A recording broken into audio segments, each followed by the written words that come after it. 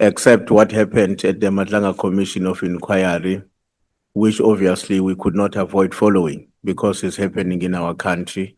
And given the fact that the primary witness is the one that had said something in the Commission of Inquiry which drew our attentions to you. I'm making this disclaimer because some of the questions I'm going to ask about do not necessarily have a lot in what you have said, but very connected to it. The first one is that you developed a sense of comfort around Mr. Matlala to the extent that you call each other brothers. And this was a man, or this is a man who appeared to have had an intention to do something with the seat of Ekurhuleni, in which you are one of the senior officials. Did you take trouble to check, to do some kind of a due diligence as to who exactly is this man whom I'm about to become a friend to or a brother to the extent that he can also intervene to help me in my own personal circumstances, as you outlined it earlier today? So were you able, did you do any due diligence just to check around who is this person I'm about to be close to? That's my question.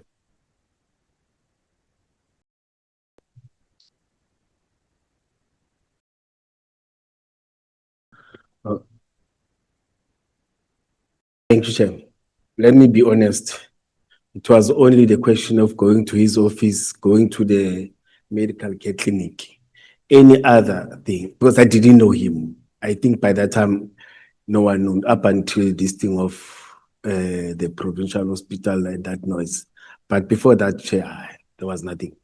You see, I only went to the hospital and I only went to his offices, and my guys are confirmed these guys are coming from police and everything, especially from task force. Then I took him as I took that company as one of the company. And the way he presented when he said he want to change the fleet to the fleet because he want to work with international guests, former prime ministers, and what you see. But not to that level as you're asking. I didn't do that. I must be honest to you. Do you have any training on security areas? Are you trained as a security officer of one form or another? Yes, I'm trained. I'm trained.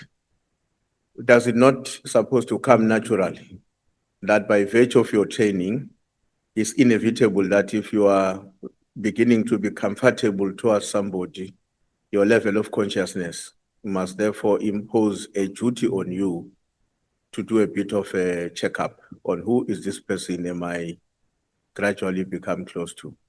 And I'm asking that question because I would assume that we all care about our own reputations. I often argue that the only thing that we bring on the table as human beings is our own reputation and integrity. So when we are about to associate with anyone, to the extent that there may be money exchanges, I think we're bound to make some. But if you are trained as a security officer, should it not come natural? It must, Chair. It must, Chair. Because when one of my, I think I must mention, one of my juniors was checking, said, no, it's only the issue of, I think he stole something in the shop, something like shoplifting, something. It was only that. And long time ago, and it was clear it's no longer in the system. It was that only. You see. I think it was, one must say, it was an oversight. After looking everything, I think, this is a normal man, clinic. It was an oversight on my side. Okay. I must take that responsibility. Okay, no, I'm glad. I mean, I'm glad you are conceding to that because I was going to be very worried that as somebody that has got some form of a security training, even with the benefit of an hindsight, you would not see that it was a responsibility you had to do that kind of a checkout. The second question if not the third question I had, if you remember on the page 56, the letter that the advocate was taking you through, which was written by or is co-signed by Advocate Zulu, as well as the other person, I think, Kwatini, if I'm not mistaken, that letter. You were saying when you were talking to the advocate that fortunately the letter exonerates you in a sense. I mean, I'm just paraphrasing what you're saying, but it sets you free from allegations that were leveled against you. And I think I almost heard you saying, luckily I had nothing to do to influence the writing of that letter. I only got to know about it later, if I heard you very well. But in the letter, the authors are saying, when they've done an internal verification with some of the internal staff members, internal staff, that's what they're saying in paragraph 2. It says, I've since considered this matter. The IPD investigation officer states that since the suspect did not have powers to conclude any agreement on behalf of the city of Ekurhuleni, his actions amounted to fraud and corruption. Then the second paragraph says, I have consulted with internal staff and I'm advised that based on the current evidence, it will be difficult to prove fraud and corruption. But who are the internal staff that may have been consulted with, by the two authors of the letter or those who signed the letter? And why, when they were doing a consultation internally on a matter in which you are implicated and you are one of their juniors, you were excluded in the internal consultation? I mean, how should we understand that to have been the situation, given the fact that your own evidence before us is that you were not aware of this letter, you just saw it 2 years later or whatever, when it was already out? Yeah, you can continue. Yeah. Thank you, Chair. It's difficult for me to answer that because I'm not the author, and by the time I got this letter, I was already on a special leave. And after that, I was on leave. And our leave says that you can't communicate with anyone. Let's receive the letter, the suspension letter. You see, they don't want you to interfere, you see, because I still want to engage, you see, because the internal processes that have started, I know, you see, I was called for the first disciplinary hearing, you see, and it's part of that. Okay. You see, I'm still going to engage on that, share, because I'm worried, it worries me again, that it involves me. I'm the employee of the city. I'm still there, part of the payroll and everything. Anything happens, I must be called at any time. Yeah. Thank you, Chair. No, thanks. And then in your evidence earlier on, you were saying that it's not written down, it's what you were saying as you were responding to questions. One of the things that you said was that each and every time when the the South African Police Service is meant to assist the metro, you have to do a payment of those services. And then you said, but EMPD gives us some assistance at some point with no charge. What kind of assistance is those ones that are given by EMPD to the police, but you don't charge them? That's question number 1. Question number 2, do you have any suggestion on how this relationship can be regulated? Now, I mean, in a context of legislation, to ensure that it's mutually beneficial. Nobody feels exploited by the other. That's between the EMPD and the South African Police Service.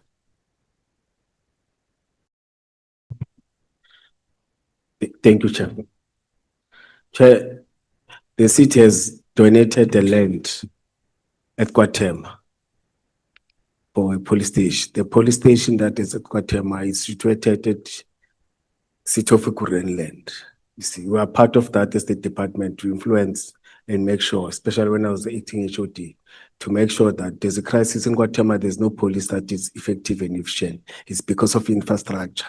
And they're saying they can't develop infrastructure because the land belongs to the city. Then the city took that decision out of our influence, out of our engagement, that we need that police station, we need SAPS to be there. It could have cost SAPS a lot of money, or the relevant department, for them to buy that land, you see. But that's not, I think even at Uphekwa, it's the same challenges that we have, you see. But when you go to subs for training, just training, in fact, we are appointed under SAPS Act. They should be providing that. We're a multi, or we are part of the security agencies that work with SAPS. You see, in terms of training, because as I've said earlier on, that my worry is that when people are not trained together, when they have to, or when they must respond to crime situation or to crime scenes, you see, if we don't understand, you don't know the training and you don't know the capacity of the people, it may end up police versus police, or police are shooting at each other. But if you know that the other multi-agencies are trained too, you see, and it's worse with us, we are police, we're implementing the act on a daily basis. But in terms of training, they don't want. You see, we met the National Commission and they said the processes, they are charging us.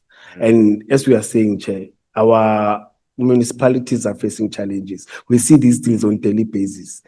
I was 18. You will see, for example, I'm making an example. I don't want people to, but I'm making an example. That development of infrastructure of housing, especially in the southern part of Ekurhuleni. And those people that are there are people that depends. It's RDP houses. They depend on state in terms of grants, in terms of anything. And the services must be provided, plus minus 16,000 units. It's how many families. And we definitely saw that the city must provide services there. Policing must be there. You don't expect anything because they depend on, and they, in fact, they are there.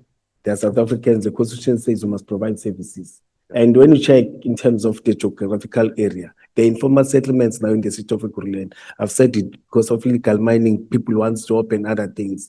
You see, the power, the capacity and the financial status of the city becomes a challenge. And we depend, us as police, we don't get grants from nationally. We don't get grants. Policing doesn't get grants from nationally. Policing doesn't get EMP, or let me say Metro Police, they don't get grants from national treasurer. They don't get grants from the province. They depend on these revenue, people that are paying services, especially grannies that are doing that with their 300, 400, we are surviving because of them, you see. And we expected, we request the parliament to intervene in terms of training.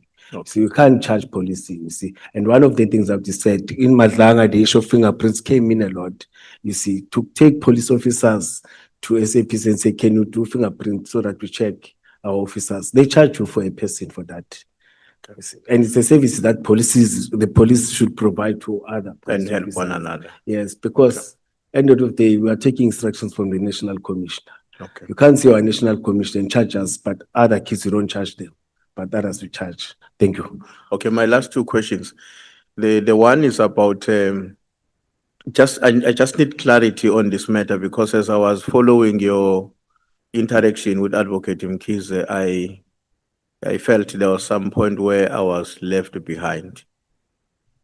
Your contention is that the vehicles never arrived under the auspices, or they were never handed over to the EMPD. Now, I want to underline that in terms of your own knowledge, they were never handed over. But do you know if they were handed over to the seat? Because in our interaction with Mr. Matlala, he confirmed that the vehicles went and came back after some time, 3 months or 6 months, I can't quite remember well. Now, I understand how you are explaining the process internally in Ekurhuleni, that the division or the unit that is responsible for transport is the one that would be the recipient of a donation or new vehicles, and then dispatch them to various units for their own usage. My question is, assuming that your version is accurate, that they were never with EMPD, but do you know if they were ever delivered into the municipality after the completion of the registration process, or even before it was completed, the registration process? Okay. Thank you, Chair. I engaged Christine, the proxy, said he never received them. You see. So we can safely conclude that if in our records, Mr. Matlala had said that the cars were with Ekurhuleni and brought back to him after whatever time, that would not be accurate.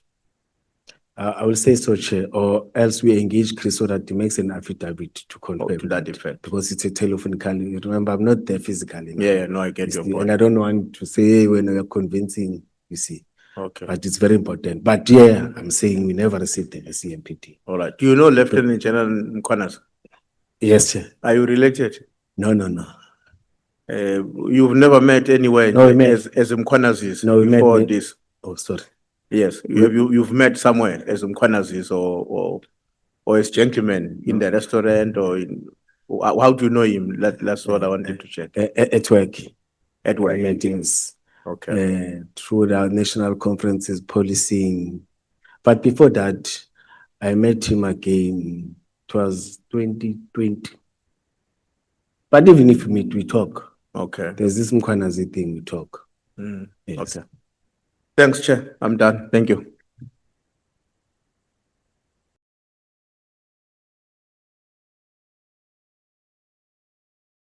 Thank you so much. Honorable Sangon is now 10 minutes to 16 hours. Yeah, time ends at 4:20. Thank you. Thank you very much, Chair. Good afternoon again, Mr. Mkhwanazi. Can you explain to me, because maybe I'm missing it. So if the blue lights were never fitted, how do we sit here and discuss blue lights and everybody knows Lieutenant General Mkhwanazi is speaking about blue lights? What are we missing?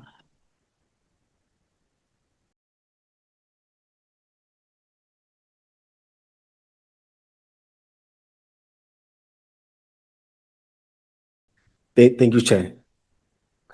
I will start with the letter or the WhatsApp that I got. It's not the letter, dated 27 April. No, it was a public holiday. 27 April is a Freedom Day. I got the WhatsApp message, say, Chief, where are you? I'm saying, no, it was Sunday after the 27th April. I'm at the funeral, Saturday. I'm at the funeral. Are you aware that the people that we suspended, it was April, they are somewhere in KZN discussing about you getting support? I think I've got that WhatsApp somewhere. I can leave that document, you see. Then I said, no, I will call you after the funeral. After the funeral, I called. They said, no, the Chief of Police and Deputy Chief Dwabe, they are mobilizing support against you in KZN. Both of them, they were suspended for sexual harassment. And they were not suspended by me. Or Dwabe, I can say, because I was acting Chief of Police. But the Chief of Police reports to the city manager, not to me. You see, it was before July, you see. And the issue of blue light, it comes from the office of the Chief of Police, Isaac Mapia. No, I can't rely on this commission. We don't see eye to eye. I always say, I've said it many times in this house, that I was not part of his succession plan. And one of the things that it's coming across me is that I'm one of those who are frustrated in terms of resources in the city, not by the city.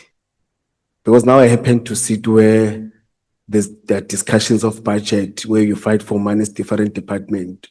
And they were saying to me, but we give you money for resources, you don't spend it. It always comes back, or money is allocated to other things that are not, I said, yes, they're not our priority. Come back, Commission. So coming. who made up this thing of blue lights, and to the best of your knowledge, how did it get to even General Mkhwanazi that he would make those allegations? The source said to me, both of them in April, they went to KZN. I think it's them, the deputy chief and the chief, that are suspended.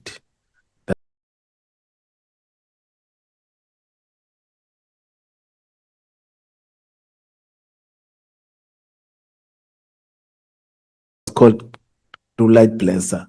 And I've said, can you show me those blue lights? I never saw those blue lights. You see, it was character assassination to deal with me, and they succeeded. It went everywhere.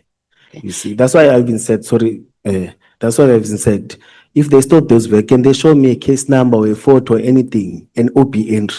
There's a procedure when you stop those cars, you see, or else the pound form and the OP entry where you pounded the vehicle if you don't want to arrest, because you can use your own discretion, but nothing till today. It was a character assassination from internally. And remember, those people that I thought that my colleague, you see, they supported 200%. I will tell you why. You see, because the junior who is now media officer, he was appointed to act in a senior position, which is 4 levels higher than me. We were made as directors to report to a superintendent. I refused. And I challenged it through the union. I won it. Then she was not awarded. I think it's bitterness and anger. You see, from that team, that this one is not one of our own. It's not part. I don't know how, because I belong to the seat. I'm not going to employed stop by- you. I'm going Okay. to stop you. Thank you, Mr. Mkhwanazi. Maybe just to say that if indeed you did fit blue lights, at some point we are going to see those blue lights. So the second thing I wanted to ask you, you got an offer for the position Deputy Municipal Commissioner Operations, which was on the 1st of December 2023. And on that offer letter, you're given a total remuneration package of 1.6 million. You then, in your acceptance, I'm sure you're familiar with these documents, I don't need to refer. You ask for you ask that your salary package be increased to 1.8 million instead of the total of 1.6. Was that increase effected? Thank you. In fact, there are 2 offers. Even on that one, I was not happy.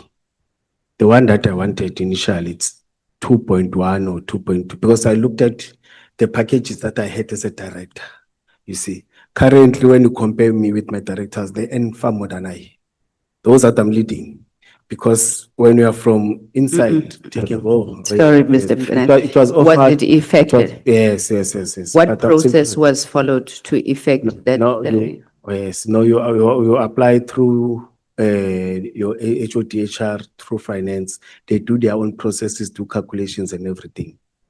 So if we were to ask for those documents, we would see them. It was not just you writing by hand asking for 1.8 and the city manager agrees to it. No. Those documents are No, there. no. But Okay. it's them. It's not, I don't become part of that. Mine becomes this, because you don't take an offer to if they didn't fulfill this. Okay. Now, when you were speaking to Mr. Van Wyk and agreeing to everything that you were agreeing to, what process were you following there? So when you said yes, he could test, the bloods and the drunken driving issues, what process, and please refer me to the Municipal Finance Management Act, what process were you following there? Let me correct it. It was not done. You see, he made a proposal, but it was not approved. Then there's nothing that happened. But then when you were setting up meetings and they were going to present, what process were you following there? Let him go and present. Maybe the top management will agree, then will implement it, because his plan was involving other departments, not only EMPD.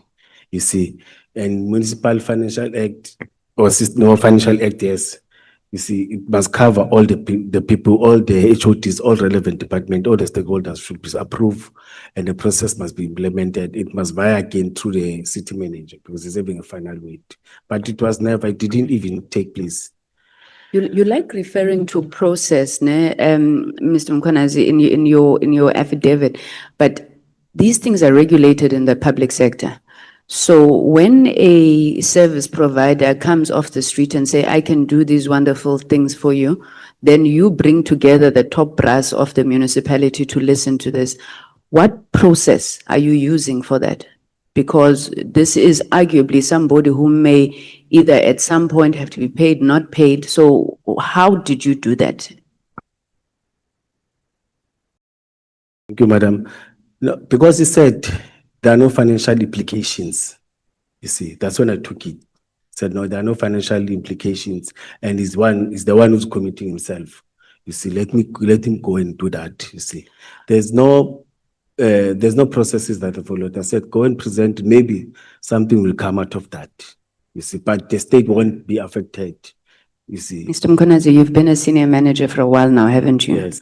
So do you think it's possible that somebody says, I'm going to do all of these things, test people for free, and there's no cost to the state? Why would he do that, in your opinion? I think it was a publicity part of it, marketing part of it.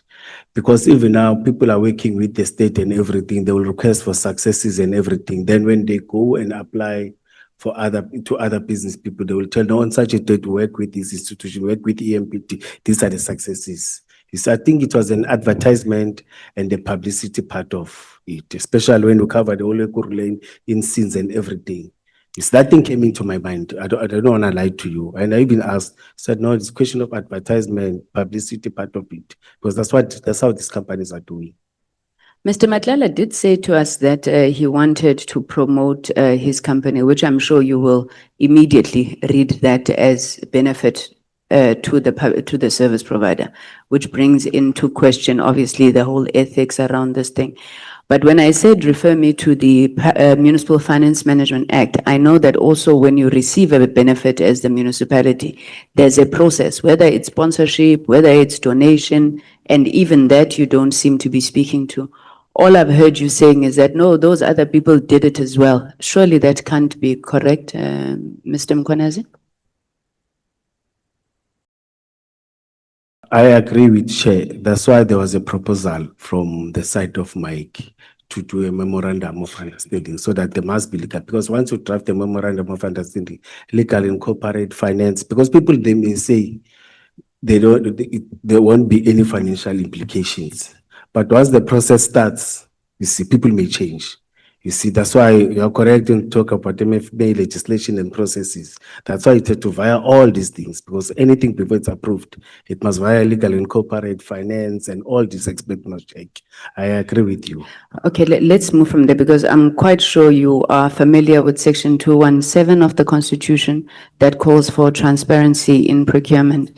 Now, whether you were paying these people, not paying, if you were affording an opportunity for somebody to promote themselves using the municipality, you should have gone out at least on a process that is open for everybody.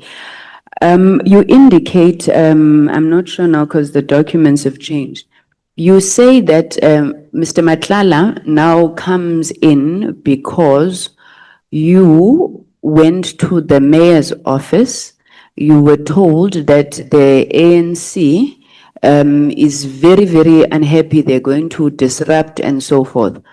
Then you say, interestingly, I wanted to quote you verbatim if I could find it. So after engaging your members, that's when they raised tactical shooting. So you sit there and you hear all of these things and your response is, let's bring in tactical shooters. Is that a standard operating procedure at Ekurhuleni? Oh, thank you. There's an operational plan, it's just that we didn't go through it, where we sit and deploy and task people.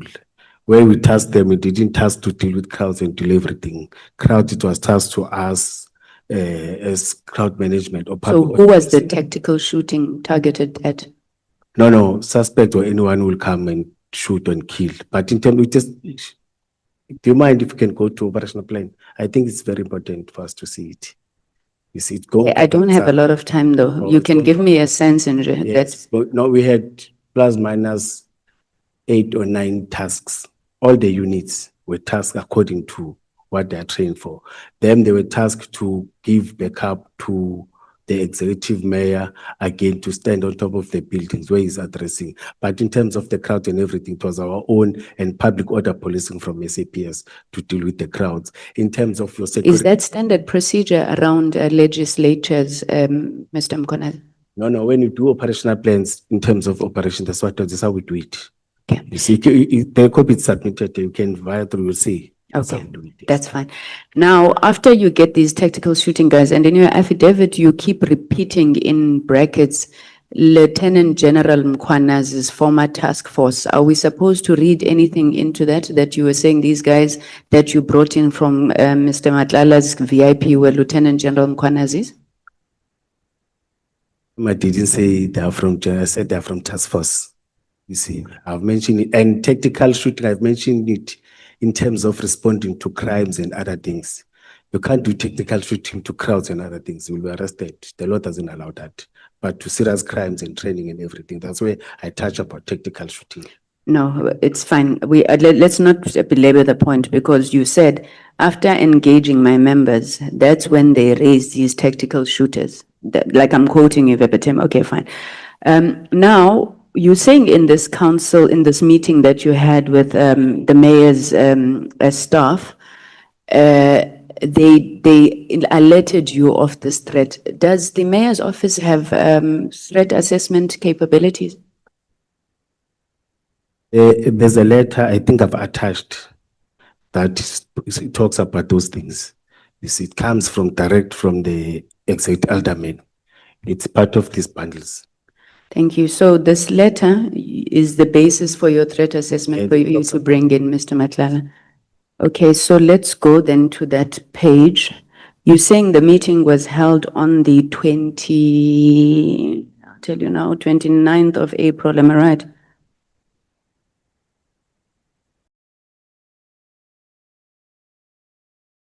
Which one?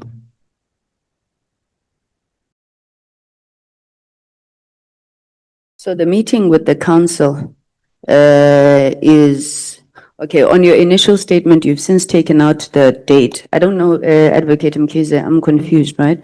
The statement that was printed for us, that's sitting here, it's on paragraph 31. If I can just read it quickly.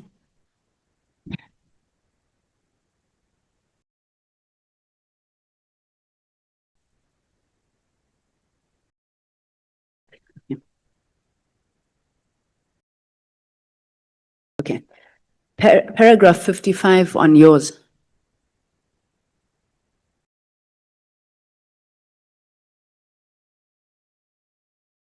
And Didi, now you're explaining to us why you got Mr. Matlala's company.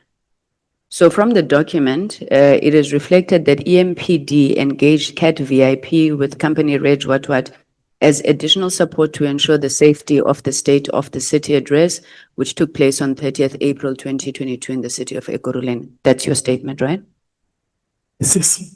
You then say the basis for you bringing in Mr. Matlala was the statement issued by the mayor. Do you have that statement issued by the mayor? I've submitted, there's the other one again after the meeting I've submitted. I've got that statement. On my bundle, it's on page 81. I'm not sure where it is on yours. It's 81 on the soft copy. The letter from Alderman Tanya, it's a media statement. Do you have it? Yeah, I'm still waiting for it. DM 14. Page 81. It's supposed to be this one. Okay, JDM 14, page 81. So this is you now explaining to us why you had to take this extraordinary step to bring in Mr. Matlala with no process, take him to the mayor as the chief whip has already determined you didn't even vet them. The statement of the mayor is dated 31st March 2022. Can you see that? I know about it, yes. Okay. And the date. Can you confirm it's the 31st of March? Yes, yes. So she goes on, the ANC has done this and this and this, and whatever, all about the ANC. Can you read for me the last paragraph that starts with the ANC is clearly frustrated?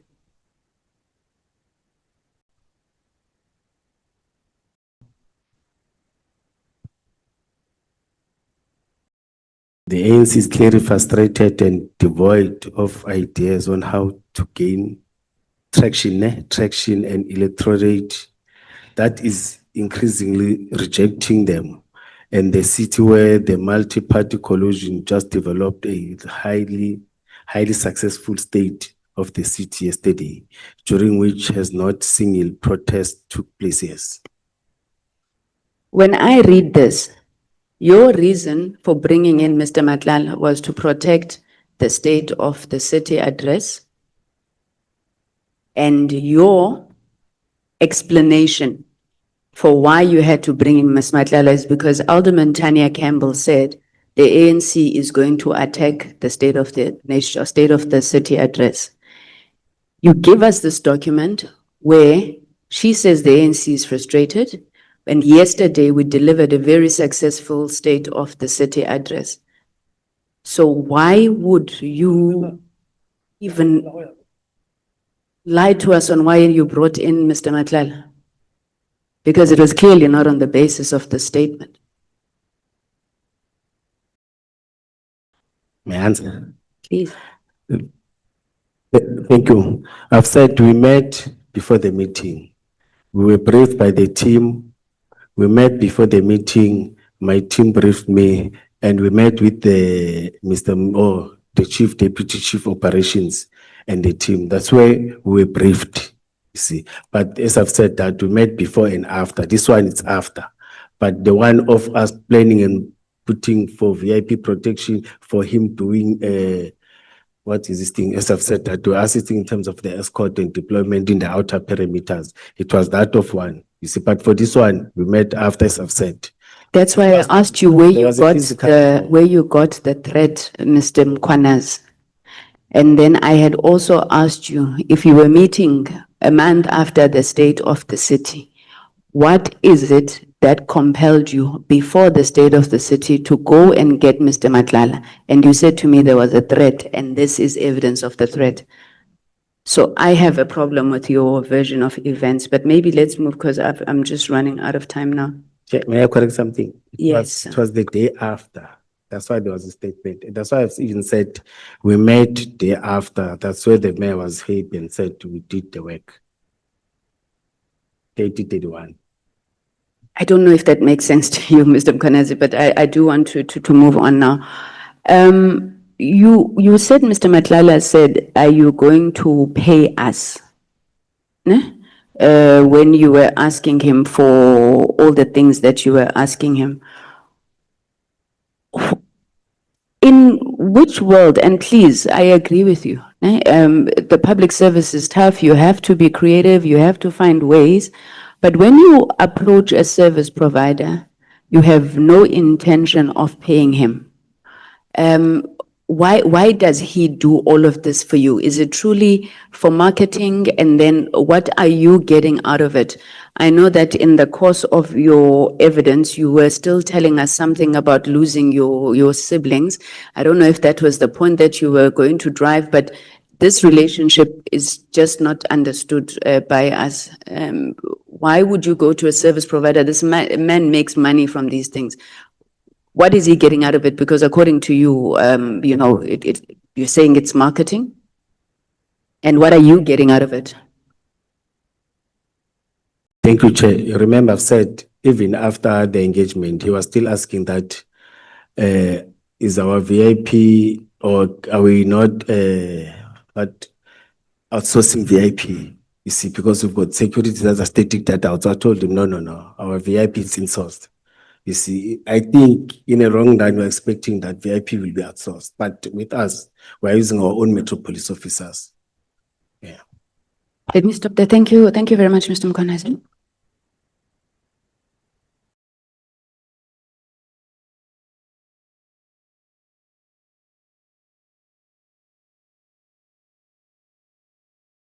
Thank you very Chairperson. We rest. Thank you so much. Honorable Nomvalo. Yeah, thank you very much, Chair. Your time ends at 16:43. Okay, good afternoon, Mr. Mkhwanazi. Afternoon, honorable member. Have you ever received money from Ket Matlala? Yes. How did you receive and what was it for? We used to, I had 3 burials and I was having a challenge. You see, I spoke to him. In fact, he visited twice paying. May you please speak through the mic? Yes, he visited twice paying what do you pay? What do you call it? I want this terminology. When we are visiting, where there's a funeral, tribute, or he came there, yes. He To your- donated, yes. To your home? Yes. Not to where they were staying, to my home, yes. So, Staying with my mother, some cousin are staying with my sisters, yes. so he visited Yes. twice. Yes. But on the other one, he was there at the funeral, physical day at the funeral. Can you recollect when that transpired? It's late 2022 towards 2023. It's what after the second COVID, but towards 2023, it was late. So you confirm under oath that those are the only monies you received from him? Yes, except the monies that we eat. No, physical, it's not monies that I confirmed. Except the monies that? No, when we eat, everyone buys food. In Like the when we're restaurant? eating, yeah. Sorry? In the restaurant? Yeah, when we sit and eat, talk. Yeah, except that. So But when the you eat in contribution the, is when you eat in it's- the restaurants, he give you money? No. He gives you money? No. I'm saying when you eat, he pays, I pay. He pays the I bill? pay, yes. But the contribution he did it twice or thrice, you see, in my account. In your? My account. Okay. Yes, towards the burials and everything. To your account? Yes. Not to your mother, which is which? You said No. he came to your home, he No, he gave visited the money your to your mother, so. No, he visited. He visited? Paid tribute. He came physical to tribute. Then he paid through my account to assist. To your No, he account? didn't give mother, yes, to my account, yes. Not to your mother? No. No. So he came to your home and then as a way of showing sympathy, Yes. he paid money to your account. Yes, Chair. How much was that? It's not specific. It's tries. How much was that? I'm not sure, Chair. I'm not You sure. can't even Yeah. remember even a single transaction. The other one, it was 21. The other one, it was 21 what? 21,000. The other one, it was 25, not 30.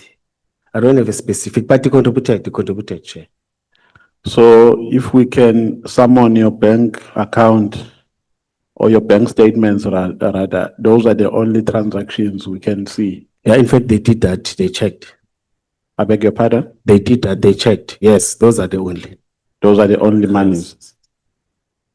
You have said that you believe that you are on the receiving end of a succession plan which does not, in accordance with your observation, involve you.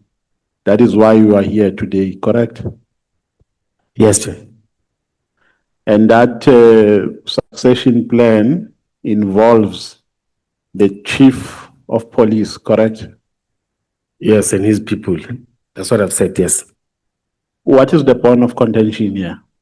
Why are you, if there is a plan, not part of their plan? Why are you not a preferred individual? I'm not the person who comes from the side of projects. I'm the person who comes from the side of operations.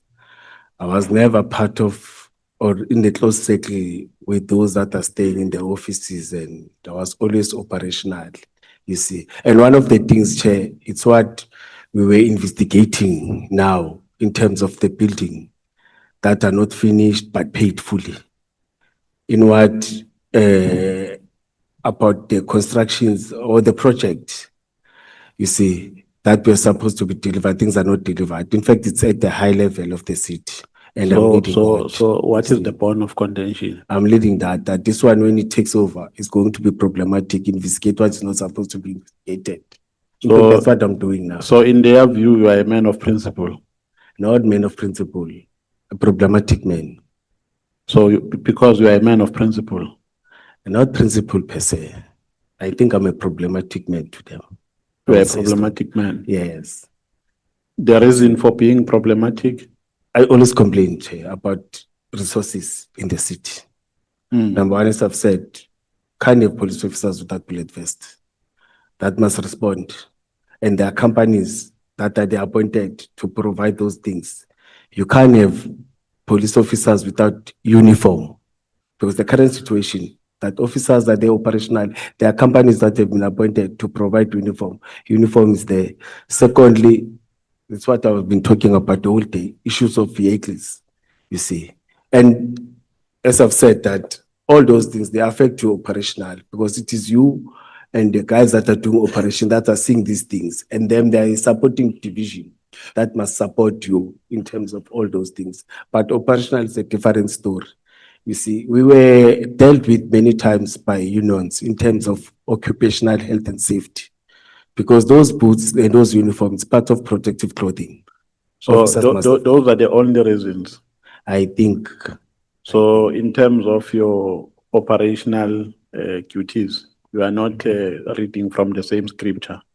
Is that the best summary I can give to the scenario you've given? yeah, from my side, it's that. Because in all these meetings, we're not seeing eye to eye. They will say this has been delivered. I say, no, no, no. It has been, this, like for example, we've got a precinct in Captain Park, Eglin precinct. You can't even now. It has been paid. They said, oh, let's go and occupy. We said, where is the occupational certificate? The company has been paid. The company said, when we went inside, it's an opposite.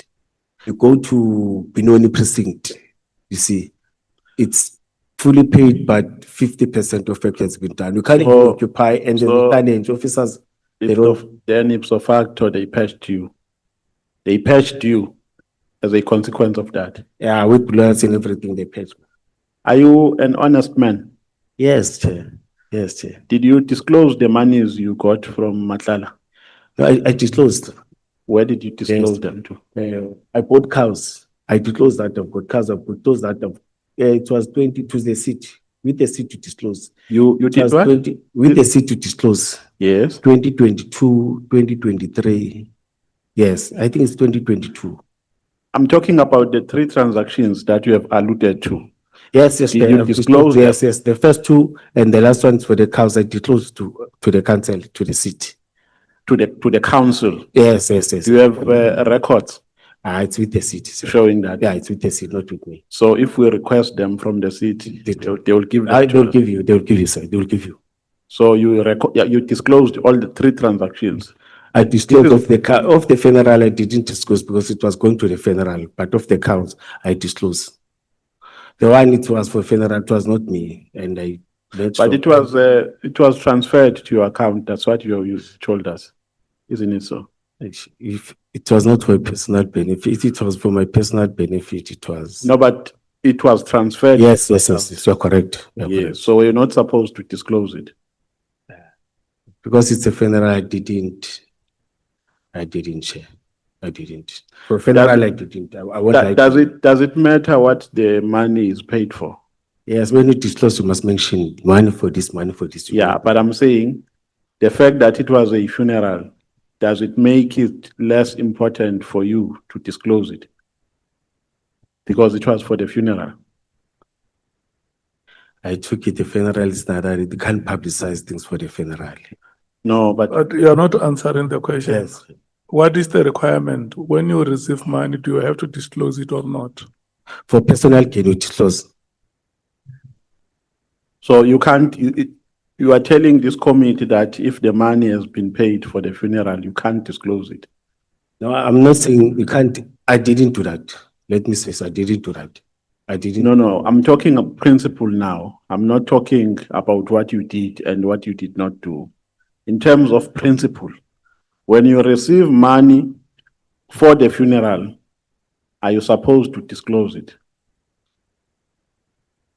Chair, you know, when you check people that some donated 1,000 rand, some donated 500, I didn't disclose all those monies. But I'm talking principle, Mr. Commissioner Mkhwanazi, what is the policy what does the policy say? It says when you receive gifts, any gifts, money or any gifts for personal benefit, you disclose. Correct. Yes, yes. Now, for the funeral, because I want you to state it on the record. For the funeral, you are not supposed to disclose it. Is that the evidence you are tendering before this committee? No, no, I didn't disclose for the funeral. No, You are not supposed to. Let's leave what you did not do. I'm talking about principle now. Principle, you are supposed to disclose, but I didn't disclose. You didn't. Yes, So you did something wrong. I think so. Because I thought it's funeral, but if it's wrong, it's wrong. I can't deny it. Okay. You, in your statement, when you explain how you got to know Mr. Van Wyk, who was the director of the Medicare company, You are saying you were approached by members of the Metro Police. Who are those members? It's, I think it's CLU members. Who's this guy? He has resigned. I'll remember his name is an officer, a white officer that stays in Boxback. I will give you the names. Yes. So how many were they when they approached? There were two members. How did they approach you? Did they tell you telephonically or? No, they came to my office. They came to your office? Yes. In fact, all the specialized units are reporting in Boxback. The director reports in Boxback and all the units and the members, because it's a central point. All of us, we meet every day, communicate every day with them. But it was physically. They came to my office. Was it not necessary for you to attach their affidavit in this statement? Because we were not there when you met them. When they came to your office, we were not there. So how are we supposed to know that indeed that took place? No, I will get the affidavit, sir. But the other one is not tricky, but I'll try to trace him. You'll get the affidavit. Yes, I don't think about the affidavit because I've already said that they could. Because here, Mr. Mkhwanazi, we are writing to people who were not there. We are narrating these events and we were never part of them. So how are we supposed to know that what you have told us in your statement is anything to go by? I think even him, he can attach to that because the first meeting, they were part of that briefing. Mike van Wyk, they were with me in the same, because I didn't go there alone. I said, guys, you know him, let's go. They were part of that engagement. And So the America is still there, they're still there, you can even get. So they came to tell you about Mr. Van Wyk and their services, correct? Yes, yes.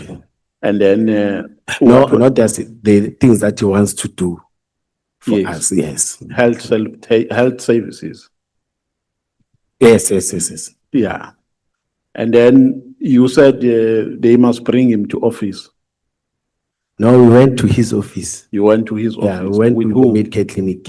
Me who? and these two guys. So when they told you about Mr. Van Wyk, did they tell you under a formal or informal conversation? No, it was informal conversation. They just approached me. Dona, we've got this. I won't say it's formal. When a person comes uninvited, you don't have a formal meeting and say, because my office is an open door office. They always come. So after they gave you that presentation, then you said, let's go to his office. Yes. You know, let it be him who present that so that we understand. Did what- you inform your line manager that there is this good story that have been told by so and so, and I think it's good that I go and witness what they've told me by hearing from the horse's mouth? He has met him. We met. No, I met him. He briefed me. You met who? Let me explain. Okay. may I Yeah, explain? please mention names. Yeah. When you say No, I met Mike van Wyk. Then Yes. I went to brief my deputy chief, Mr. Mzolo.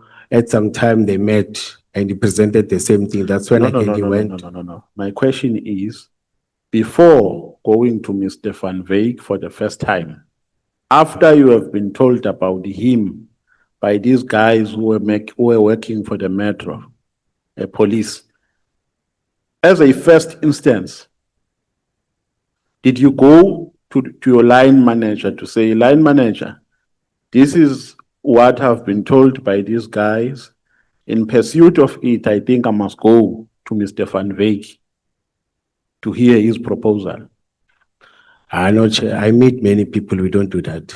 No, don't I don't do generalize. that. Yeah, it was specific. No, I didn't do that. You didn't do Yeah, it. we met after I've met Mike, not before. Yeah. Yeah. Because I'm talking about Van Wyk, not about other people. So let's not generalize. So you went straight to Mr. Van Wyk and he made this presentation to you. Yes. And then after that, you invited him to come and present to Metro, correct? No. I met my deputy chief. Yes. Then he briefed the chief. Then he said, no. There will be a day, because in that meeting, you don't just come and present to CSMT. Yes. They arrange, make appointments and put you in a slot or give you time for presentation. That's the process that they're doing. Where is the proposal? Hey. There's a document. I think there is. I will check. Did you attach it here? Memorandum of understanding. No, Yes. the proposal. No, I was not part of that meeting. I don't know what other things that they discussed there. But No, the one no. that I know, No, Mr. Mkhwanazi. When he presented to you in your first meeting, what did he present? no, when he presented, he didn't have a document. He spoke about these things. But I know that he developed a So proposal that went. he spoke But- from his heart, Yes. and then you got impressed. No, it was a plan that we wanted, yes. It was a So- plan that we wanted, you see. But I know that after he presented there was what we call a proposal. There was a proposal. After he presented at CSMT, he showed me what he No, presented no, there. no. I'm talking about your first meeting. No, there was nothing from. There was no proposal. There was no document, there was nothing. So you relied on a verbal presentation. Yes, and he agreed to present when I said, the second time when I said, no, I spoke to the deputy chief. He said they've agreed, we can come and present. Then there was a there was a proposal. I know there was a document that he presented there. Where? Okay. No. Let's not move from the first meeting. Let's move chronologically. You are in the first meeting. He gives you a presentation and he doesn't give you a proposal. Is that what you are saying? Yes. So you relied on a verbal presentation Yes. and you took it further without Yeah. witnessing any documented information. Then you took it further to persuade your superiors to say, there is this guy with this proposal, he will come and present.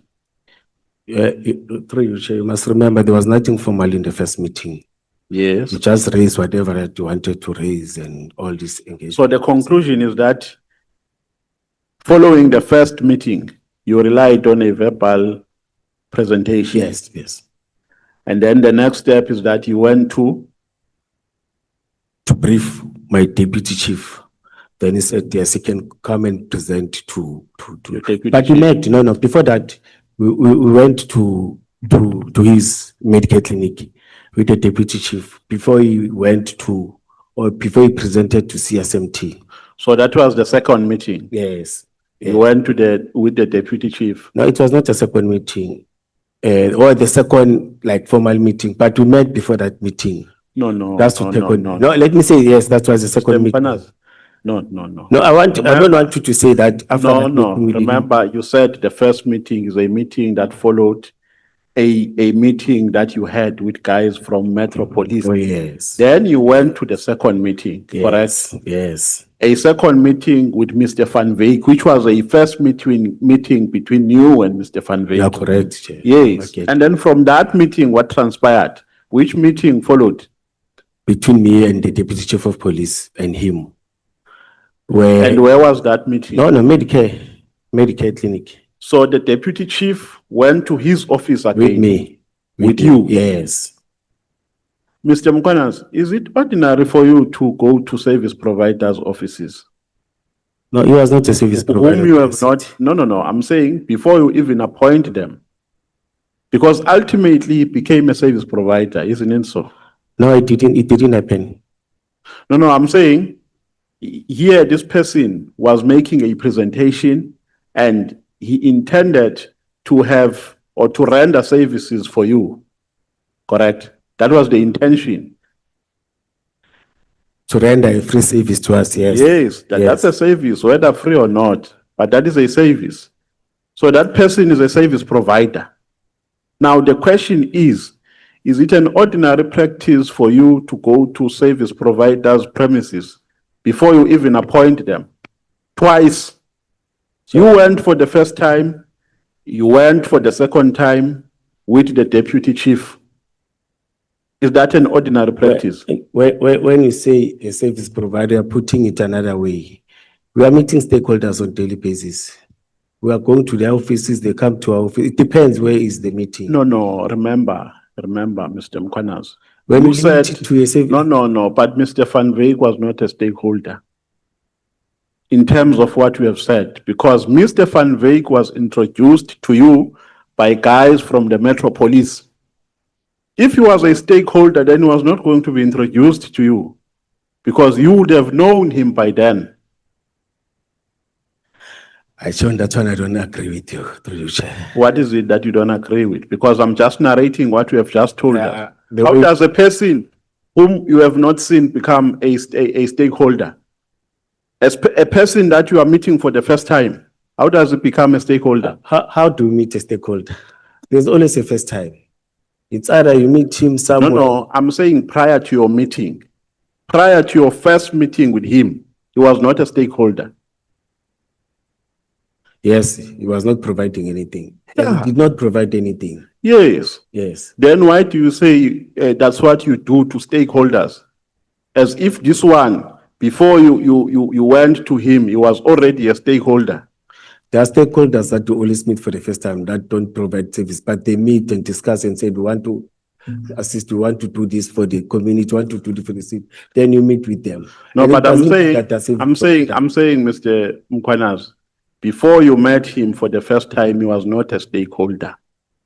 So you were not meeting a stakeholder when you met him for the first time.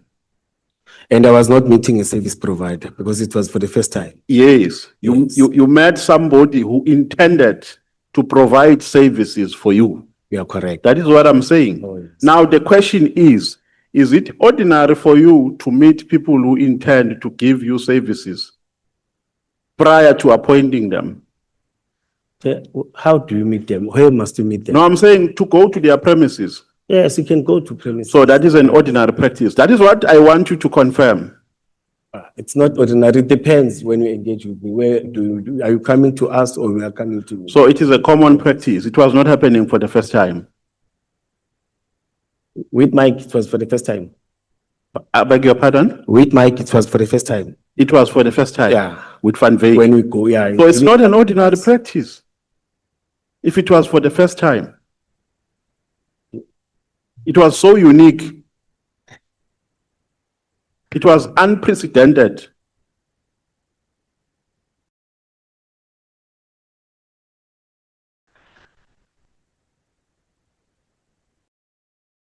What do you mean when it's unprecedented? No, because you are saying it was happening for the first time. No, with Mike, yes. Yes. But you meet stakeholders. It's either they meet in our offices or we go to their offices. It's happening on daily basis.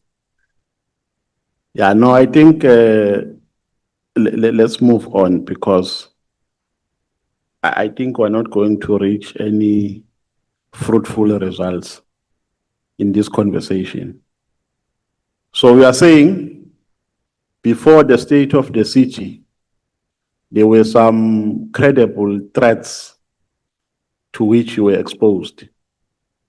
And you are saying the council, and those threats were revealed to you by the council. Is that correct? Yes, and let's put it clear. I've said allegedly. Because Yes. Yes. Yes. No, Alleged means that. there's no issue there. Oh, But by the council, yes. where are the minutes? I don't have minutes of those meetings. Why did you not attach them? No, it was a meeting of me with other people. It was not my meeting. No. Here, the statement is yours. It's not your statement Yes, with no. other people. Here, you are giving us a version of what transpired. Then how do we then prove? Because here, you attach proof Yes. to say, this is what transpired on this day. These are the minutes. This is the attendance register. So you can't tell us about a council meeting or a meeting between you and the council and not attach minutes. No, I always write in my notebook, Chair, but to find it, it was 2022. So, but I always write. Every time I always write. In a meeting, I always write. You see, and I write in a point system. Yeah, but I'm asking the minutes, the minutes, where are the minutes? Showing that indeed there was a meeting and the council raised those issues with you, I'm not sure. Chair. the so-called credible threats. I'm not sure. Maybe if I can find them, but it has changed now. It's no longer, it's now a new political parties that are in charge. Some of those people are no longer working for the city. Because they were there when they were PA assisting the mayor of the then part, but now it's changed. Everyone is changing that office. But on my side, but I think part of those people, remember, I promised that I'm going to give you names. But Yeah. if I can get 1 or 2 names, I think they will assist. Okay. Yes, because I committed myself that I'm going to submit those names. The observation that I'm making when I'm reading your statement, when you motivate how you arrive to a conclusion of appointing or of bringing in CAT VIP security, the conclusion I'm making is that the Metro had no capacity to attend to security issues independently.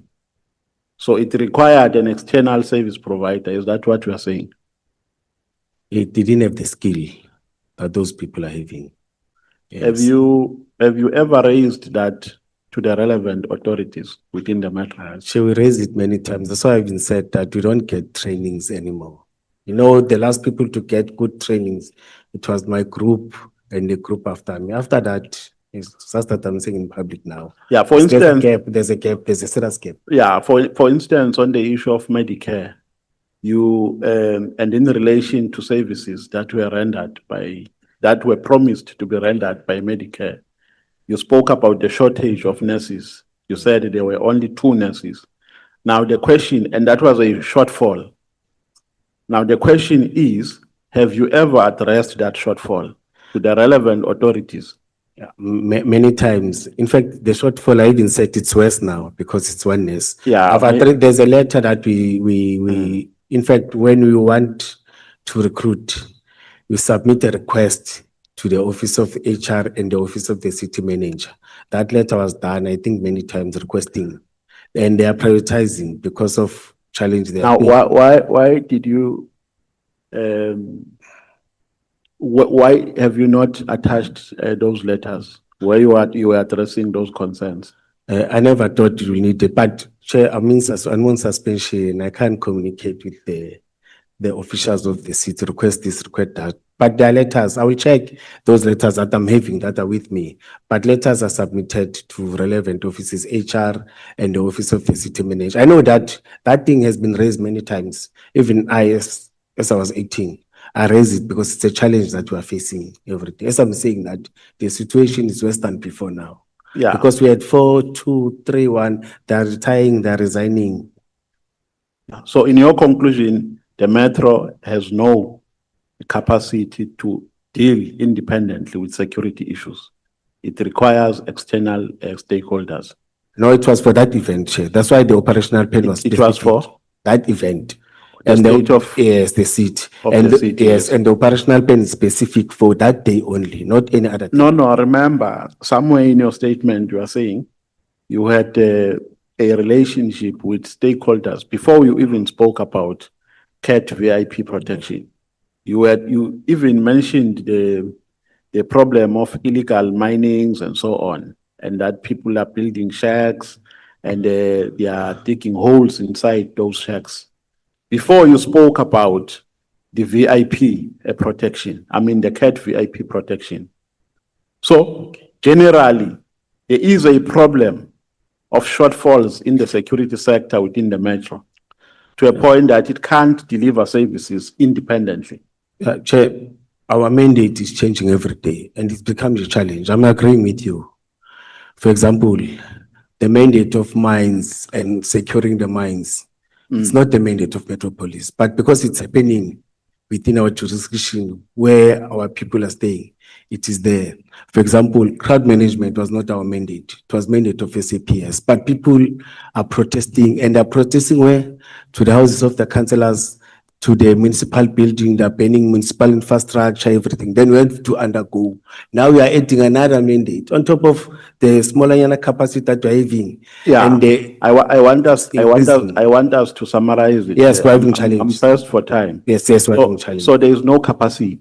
There That is is. what you are saying. There is capacity, but because of the changing mandate, you see, it No. training. But you are saying in your statement There are that challenges, Chair. you even spoke about rifles. To say the reason why you brought in a CAT VIP protection is because they have rifles.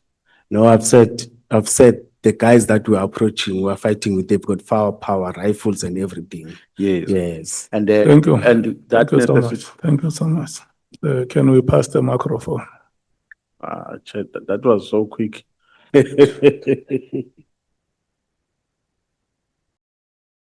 Kwale Nkosi, Yeah, uyaphila bo. yeah, play. Phuza.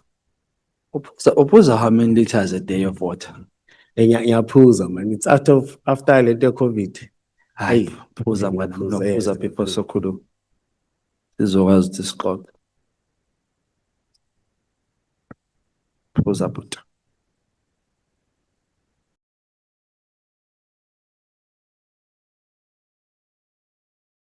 Nodlamelane manje. Hawu. Kwale Nkosi. Yeah. Kuwe no Baba Khet Matlala. Ubani onamanga kakhulu?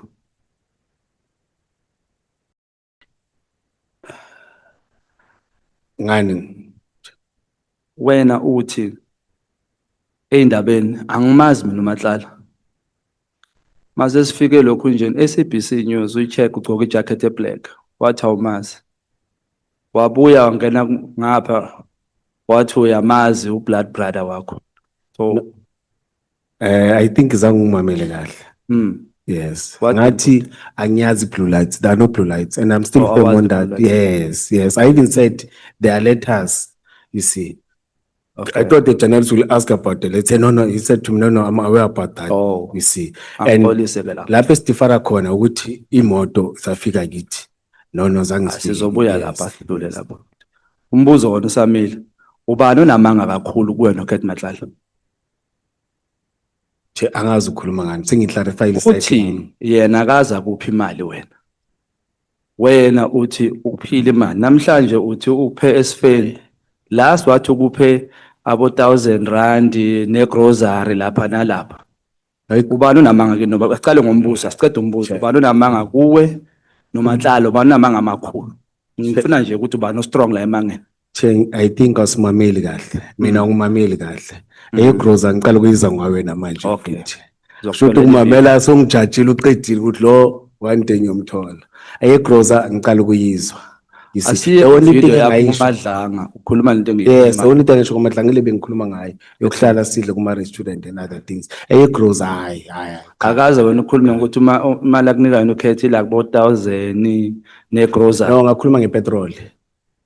Zange sikhulume ngalento leyo. Futhi zange ngithi ngimali epetrol. Sometimes unokucela ipetrol nami sometimes Wenene. futhi uye kakhulu ethanda ukucela ukuthi sihlangene man. Angifuni ukusebenzisa ikhadi awunakungane kanje lapho kanje asikhulume nje. But egroza hayi akaze angithengele igroza ngibe ngicamba amanga. Hayi. So kwale Nkosi mangulethela ke ivideo wena ukhuluma lento leyo oyikhulumayo.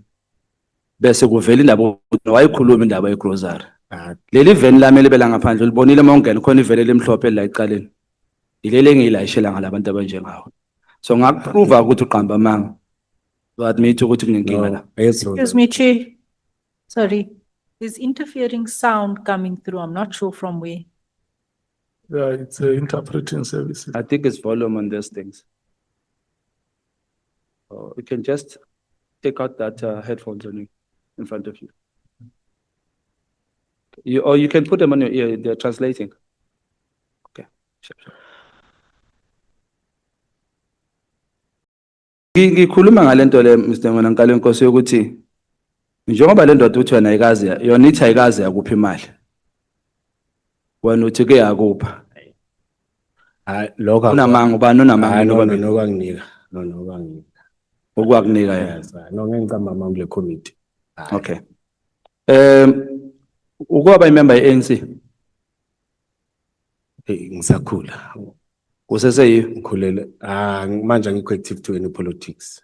imember yeANC No. Angikho active to any politics. imember yeANC. Consciously so, and you see, but as membership card, no. Why resign as a member? No, you don't resign. Yeah, expire membership card. They expire. Yeah, expire. Then automatically you're out. You renew it annually. Ngubuza ngoba uthe wena mawukhula ukhule in the political Yes, structures. it's true. And I question indlela okhule ngayo. One, uma ufundiswa isitha eCape Town. Yakuvuma lokho angithi usho njalo. Funde through isitha la eCape Town. Saldanha. No, lapha bese ngiyiphoyisa. Kosoyiphoyisa, right? Yeah, Ngikhuluma bese- ngalo. yes, yes, Waphinde wafundiswa yi-FBI yase-USA. yes. Waphinde wafunde eLos Angeles. No, it was here. It was here, but They- abantu base-Los They Angeles. provided it here, yes. Are you not having a handler? No. I sure? Yes, I. My Okay. conscience doesn't allow me to do that. I'm very Do patriotic. you think i-IP njengoba recommend ukuthi discipline discipline? I don't know, I can't decide on their behalf. Do you think discipline I angazi. hours? But they submitted the recommendation, now they submitted to the city. Mhm. They submitted the negative recommendation when you check to the city. They Mhm. finalized their report and submitted to the To city. the city, have you seen the report? No. Okay. And I've been mentioning the statement that it was for the first time, but seeing this one, a responder from the city to IPT. Reason ngibuza ngalama qualifications ngalokufundiswa kwakho kwase Cape Town, USA, Los Angeles, is that when you come to ama promotions wakho are fast and maningi and aseduze onke wena wedwa nje, why? And are slow. Are slow. Are There are slow. people who grow up faster than I. Serious? They are very slow and who don't have qualifications. When you make Bright appoint as a superintendent, did you have qualifications? So you can see, I was appointed by McBride now, after McBride, I'm not sure. It's just that Arun Bembo was the chief. Appointed like McBride. McBride was only one term. Appointed like two. No, we one term McBride. Hmm. We had 4 years foot. For you, Remember, that time boy superintendent did what? Zanga sayiqeda. Mase ngu-chief foot bangekho McBride. Zanga ayiqeda iterm yakhe. Oh, azange promote mhlawumbe kawu-2. No. He didn't sit in my promotions. In my promotions was directors and deputy chief. In fact, there's delegation. You see, chief of police doesn't sit in junior positions. I don't sit in junior positions. You see. So appointed McBride one. No, I passed the interview. You pass interview. Yes, I passed. I went to interview. But you appointed I McBride. passed the interview. Oh, mhlambe ithi ngikusize ngubuza umbuzo lo ofunwa uwe wakho so that soya kowami. Wayepass interview Yes. sengubuzile wakho umbuzo. Yes. Owami uthi wa appointwa uMcBride na.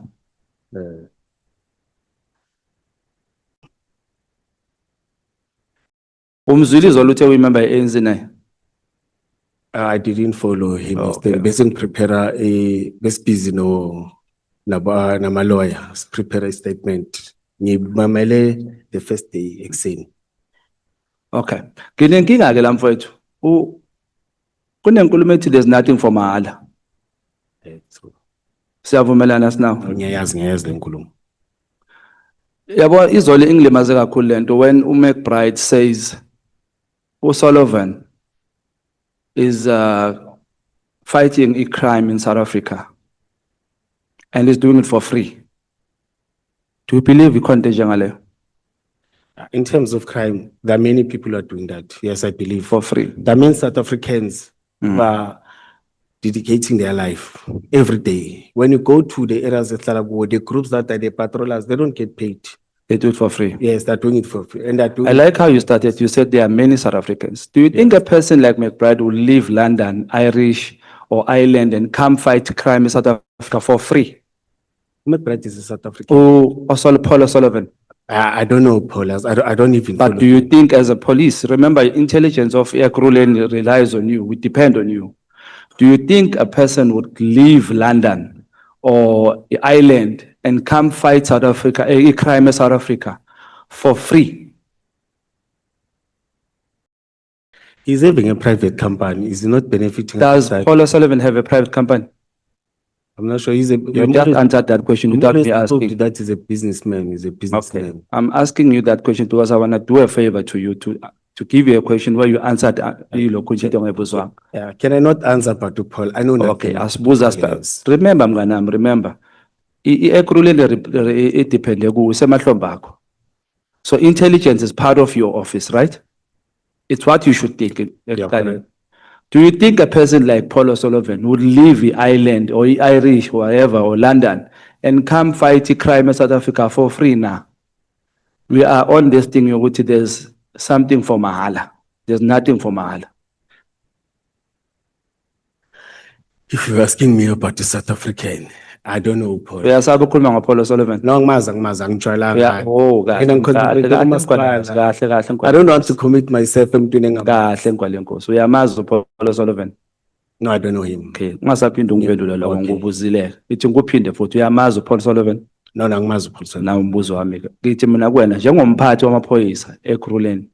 Do you think a person like Paul Sullivan would leave his country and fight crime in South Africa for free na? I don't know. Okay. I don't know his Akuvuleke lapho. interest, yes. Nginenkinga Nkolenkosi. We have lost credibility in leaders of our security system in South Africa. All people who are stating them, most of them, if you have watched, Yes. they don't give us a trust in them that we can really rely on them, that most of their offices that they are running, especially la sensitive con. What do we do, or what should we do to ukususa inkinga enjengaleyo ukuthi sibe namaphoyisa anjengana aphethe angathembakalanga? What is the problem? What causes such a problem? You're putting me in a tight corner. Ask case baba ngepolice. Yini yenze wena ukuthi kube lula ukuthi mhlawumbe uyithola umngani noKate Matlala? I think it's the trust and what they presented to members, you see. Because to me, it was, Let's leave members as yeah, full to me, it members. was a company. It was CAT VIP Security. Personally, what made you before I trust Kate? became, but there's nothing bad that it did to me. To you. And I did that, those things, they were not there. They were not. In fact, even if those things were, even now, if those things were not there, I was going to say Namsugela. Those You were see, like that. yes. Yes, I was going to say, no. This man, I meet with him. This man doesn't discuss silly things, other things. Do you still trust Kate Matlala?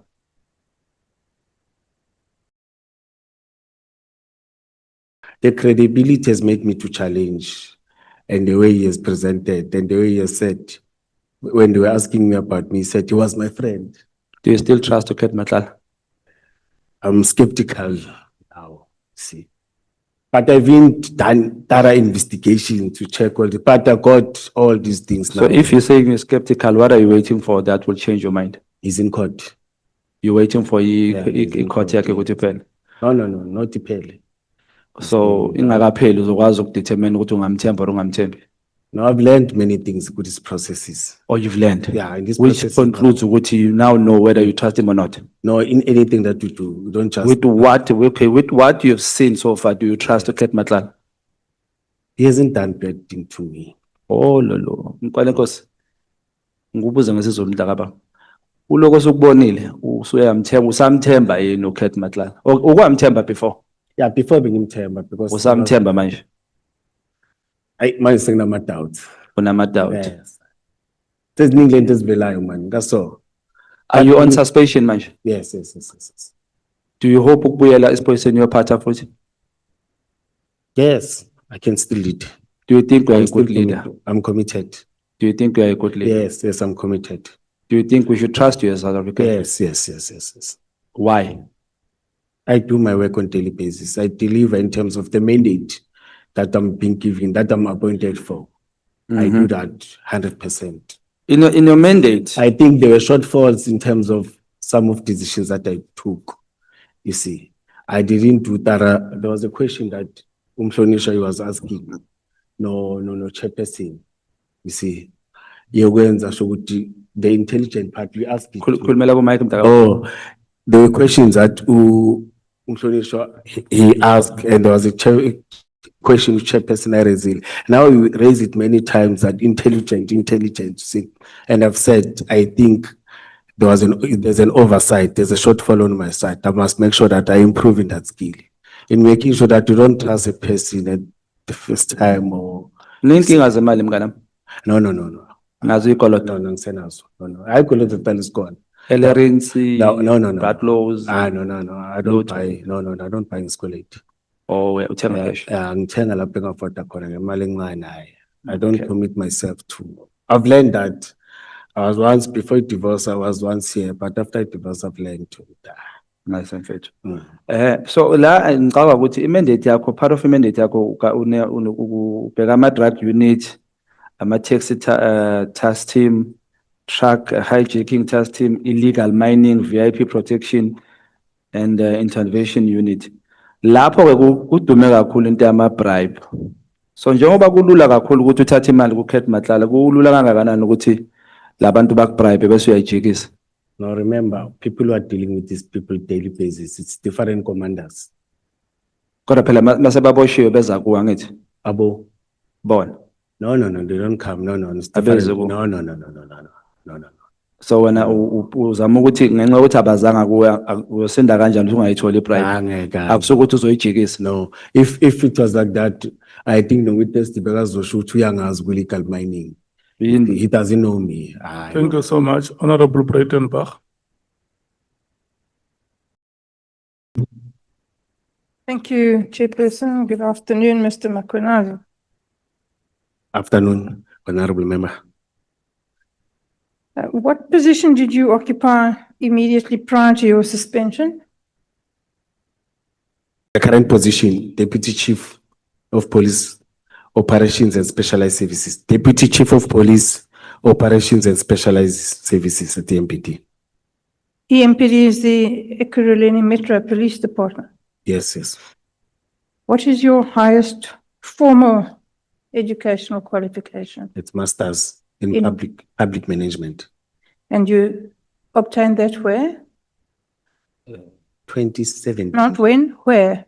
or Genesis Business School. Okay. During your evidence today, you've repeatedly referred to somebody as the chief. Who would that be? Chief Isaac Mapie, Yes, and Chief who of is he? Police. And who is he? the Chief of Police of the city. Is he still the chief of police? Yes, but he's on suspension. I see. And who is in his place? Hey, they're changing. I think they've changed last week. I'm not sure. They are changing them like, because I saw an article, there was an acting. No, that's fine. Yes. Time is not on our side, so. This chief, who was he investigating immediately prior to his suspension? Who was he? Investigating. I'm not sure. Was he investigating you? No, I was not investigated by him. You sure? Yes, no, I was working. No one came to me. It was this IP thing. Then it went to legal and services. With us, madam, the people that are dealing with the labor issues, it's not the department. I see. It's HR, labor department that deals with those things. Were you being investigated for murder? No. And I was never investigated for any matter. People think that you were. Are you reading social media? It's social media that says that. No, you don't have to concern yourself with that, Mr. Mkhwanazi. I don't read social media. I don't participate in it. I have a very busy real life. I don't need a virtual one. You say that in relation to accepting donations from Matlala, that the chief is doing the same thing. Now, what same thing are you referring to? No, I didn't say so. You did? I spoke about vehicles. Yes, No, I've said, I'm talking about cars. oh, yes, I spoke about cars. Yes, you're correct. What is the chief doing that is the same thing? There are cars that are donated by Sintel. There's a chopper that is branded, that is having a branding of the city of Ekurhuleni. We had the chopper of the city of Ekurhuleni. There were cars that were donated before I engaged. And did you think that it was okay for the chief to do this? With the current one, it's not okay. You know why? Because those cars, officers can't drive the cars that doesn't belong to the city, because in terms of insurance, they're not covered. When we execute your work or duties, you must drive the marked cars or the cars that belongs to the city of Ekurhuleni. In your view, what do you understand a conflict of interest to be? When you do the same work that the institution provides. For example, I can't have a security company. It's a conflict of interest. I'm a police officer. Once I own a security company, I'll be conflicting or I'll be competing with my employer. It's a conflict of interest. And do you think that it might give rise to a conflict of interest if you do professional business in the line of your work with your close friends? Professional, I can do any other businesses with any close friends. To the question, Mr. Mkhwanazi, and now you're sitting right between me and the witness. Now that you've made yourself comfortable, so you're sitting right between me and the witness. Hello, can you move, please?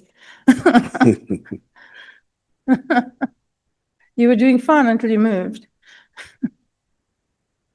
Thank you.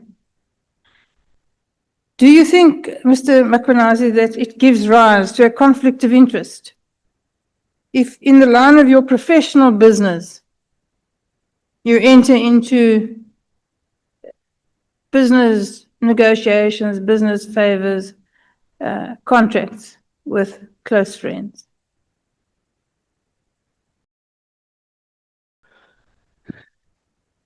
You'll correct me if. I will, don't worry. Yes. You are saying if I do business with a close friend, it will be a conflict of interest. I'm asking if you think that gives rise to a conflict of interests. No, I Not. do business with any friends, I see. as long as it's not related to. No, but I the work think it's that I'm- related to your work.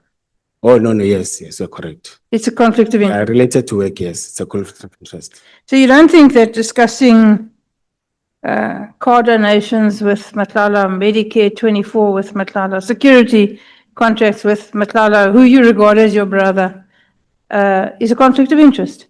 Because when the previous honorable member asked you about it, you did not want to make that concession, but I'm telling you now that you should. Because if you don't, you're going to eat away at the little credibility that you have. May I answer? Please. Honorable member, you are mixing issues. The intention to donate, it was not a business. We wanted to donate vehicles to the city, not me, to the city, to the department, you see. Then the other one, you mentioned two things. Yes, the Medicare 24 or? Yes, even the Medicare, they didn't want to do business with me. They wanted to donate to the city, provide service to the city. It's not a conflict of interest. If I was going to get the services from myself and provide to the city and do business, it was a conflict of interest. Now I was going to get the cars Yeah, for myself. That's the drift of what you're saying. We've all met Mr. Matlala, and he's not Mother Teresa, this we know. He's not Mother Teresa, Mr. Matlala. Oh, Mother Teresa, oh yes. Yes.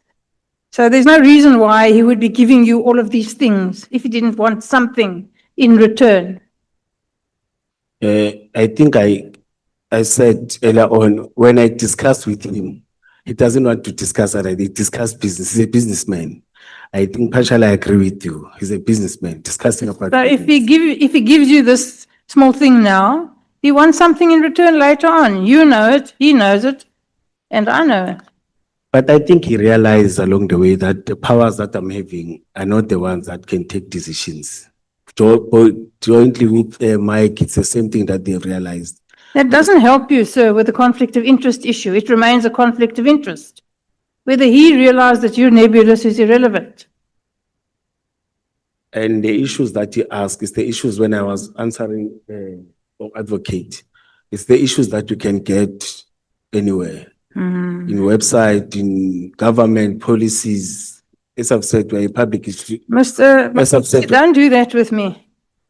Don't talk and talk and talk around the answer. It doesn't impress me and it's not going to impress anybody else. If you don't finish answering, you can stop. Don't keep on and on and on going, but you see, because you like to do that and I don't want you to. Now, you entered into 2 memorandums of understanding with Matlala or his companies, is that correct? it was a proposal, we didn't end. It was not signed. Now, you don't think that's a conflict of interest? No, it was a proposal that he submitted to the city. He submitted to the city. He submitted to the department. He didn't submit to JT Mkhwanazi or to me personally. Mr. Mkhwanazi, I understand that you may have a very inflated view of your own position. But when you're being friends with Kat Matlala and you're taking money and other friendly little bits and bobs, and then you enter or you propose to enter into memorandums of understanding on behalf of the city, what do you think that is? Madam, can you check the Do you think dates? he's friends with you because of you? Or do you think he's friends with you because he thinks you can do something for him? May I answer? Please do. When you check the dates, 2021, 2021, I was not friends with Matlala. I didn't know Matlala up until Mike introduced me. Then that's where the issue of donation of cars. But after, as I've said, I'm repeating, after the 30th of March, that's where everything ended in terms of me, the seat, and because it was the last time when we worked with him. You see, after that, we were just friends discussing. There was nothing that happened between the city, Mike, between the city, Vusi. There was nothing at all. After the 30th of March, Yes, the 2022. speech, I got it the first Yes. time. So you told the previous honorable member that you didn't declare the cash donations that you received from Mr. Matlala. Oh, yes, for You know that you were supposed to. the funeral. Now I know because of, You always knew, don't now you know and pretend that he taught you something you didn't know. You know that. You're a man with a master's degree from Regenesis. Are you telling me you don't know? no, I raised it and I'm still raising it to you. That it was not a personal that comes coming to me directly, but I changed it and then I agreed with it. And he gave you money for petrol? I used to ask money for petrol to me when he doesn't have money. Oh, he borrowed money from you for petrol? Remember, I don't drive. That time I was not driving, or I don't drive my own. They're driving me. I don't spend a lot when it comes to petrol. So Kat Matlala borrowed money from you for petrol? Yeah, sometimes you'll come and ask. Yes, it does that many times. It done that many times. And did you ever borrow money from him for petrol? I know. That's what I'm saying. I don't suffer in terms of petrol. I don't I waste see. money. So you only suffer in terms of other things? Yeah, yeah. But sometimes you will sit and say, you will give 500, 200, those money, smaller yana monies. I see. You buy food and relax and enjoy. And it doesn't drink, you don't waste, it doesn't go to bars and what. It's You used the council letterhead in order to write the memorandums of understanding, in order to authorize the blue dash lights. And in that fashion, you abused your position, is that correct? I didn't authorize the utilization of blue lights. It's on affidavit from Christine. It's on me. I've said it many times. I didn't authorize any blue lights. You didn't authorize a memorandum, you didn't write a memorandum instructing that Matlala's security company should be able to use council blue light vehicles. Madam, can you read that memorandum and show it to me? I'm asking you, I'm not No. reading you anything, and don't be cute with me, just answer the question. No, but I've said no, and I've said it for the 30th time now. And I've said it in my statements, in my affidavit that I've signed. Question, because you're so busy backtracking. The question is this: did you write a memorandum on a council letterhead that instructed that Matlala Security Company should have access to council blue light vehicles? No. The letter that I know what you're talking about, it's on Instagram, it's on social media. And even at Matlala, I challenged that thing. And it's talking about 7 cars. The intention with Vus, it was 4 cars. I see. And your wife, did she have access to blue light cars? My wife, Yes. I don't have a wife. Oh, you don't have a wife? Yes. Did Mr. Matlala's wife have access to blue light cars? I don't know Matlala's wife. You don't know her. Okay, then in answer to a question from, I think it was Mr. Ntuli, you said something quite interesting. You said, are officials not supposed to be creative? What did Yes. you mean? Yes. Are they not supposed to come up with something that will develop the city? or develop the department. Well, We my work problem is with, this, let me finish it. My problem is this, you said it in relation to a discussion surrounding this issue. no, I was saying it in a broad way, not only, I was not So you were making, discussing this issue, but in a broad sense, you said you must be creative. which issue, You were discussing this issue. which one? We discussed many The things. cause and the conflict of interest. And then you said, oh, you're not supposed to be creative. No, we're not discussing it. We're discussing this thing of Mike, Yeah. of not about the cars. I remember it was Yeah. specifically. And what did you mean by that, Yes. Mr. I Mkhwanazi? was saying the members can't come to me and say, there's this member or this person want to donate. Can we go and do that? And I took that from those members because there was a challenge in the city. There's a challenge of vehicles, there's a challenge of members that are dying with the response that is not effective. In fact, it has happened twice or thrice where we were waiting for ambulance, members were shot, they died. In 2019, members were died around those that we didn't get any fast response. Well, that's terrible. That's a terrible situation to be in. But you're having trouble recognizing a conflict of interest. So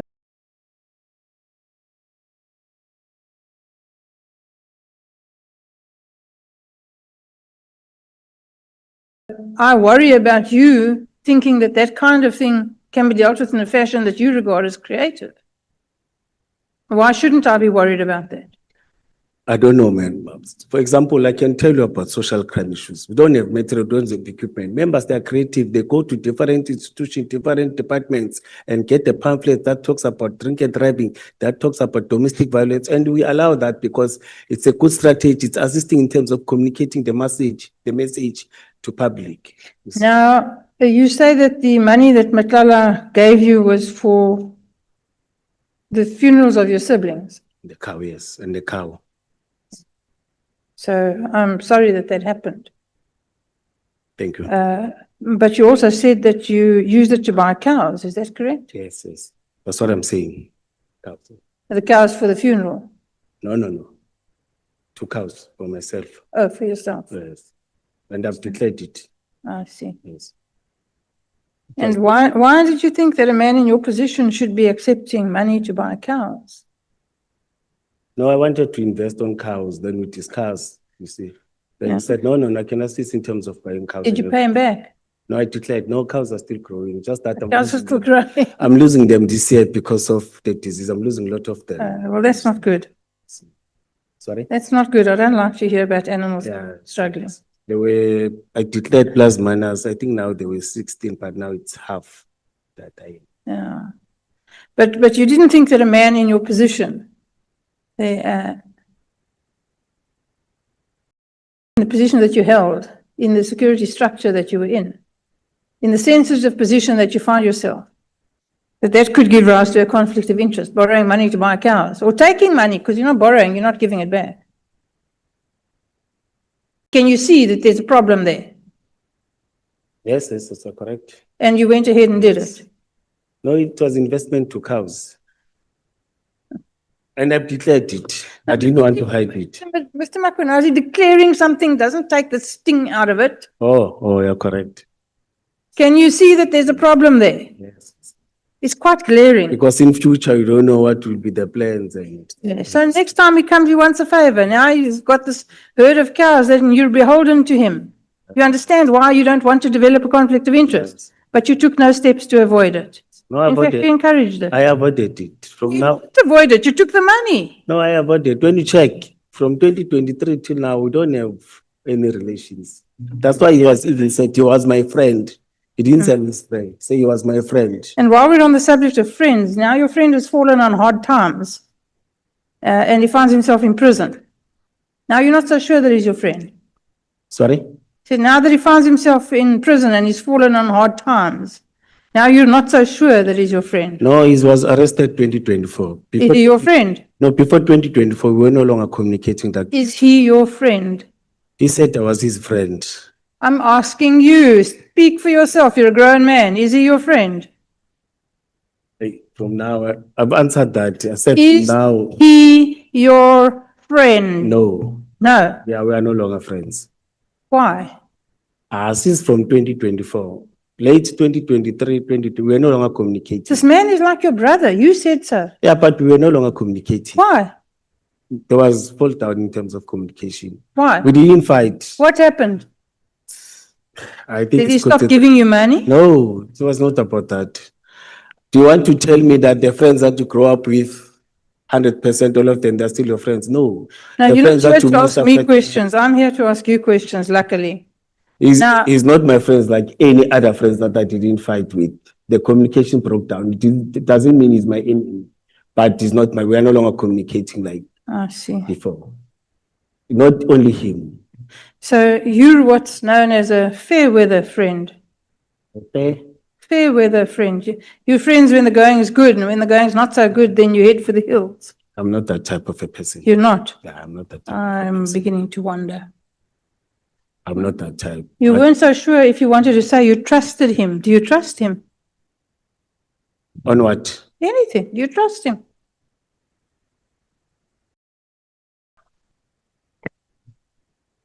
Related to work or Anything. He's your friend. He's your brother. Do you trust him? I trusted him. And now sitting there today, do you trust him? As I've said, there's a gap now. We're no longer. You don't trust him. Yes, we're no longer together now. Oh, so he's now in prison. Now he's not. No, no, no. Can't be I didn't trusted either. say that. I've said I'm not that type of a person. I don't betray people when they're in dark. I've said from 2023 till now. 2023, he was there. He was not arrested. 2024, he was not arrested. He was arrested late 2024. When's the last time he gave you any money? Oh, it was that time. That time? Yes. No, So the time you stopped giving the money is the time the friendship went no, south. no, it was, you're talking about 2022 now. That was 2022. I've said from 2023, Okay. 2024. While you were friends with him and you felt like he was your brother, did you know about all this business of his? No. What business? Yes, he had business of Medicaid 24, business of VIP protection. I did know. You know that Mr. Matlala's got a very impressive record of brushes with the police. I don't have it with me right now, but there's like 15, 16, 17 arrests for things like housebreaking, carjacking, all withdrawn.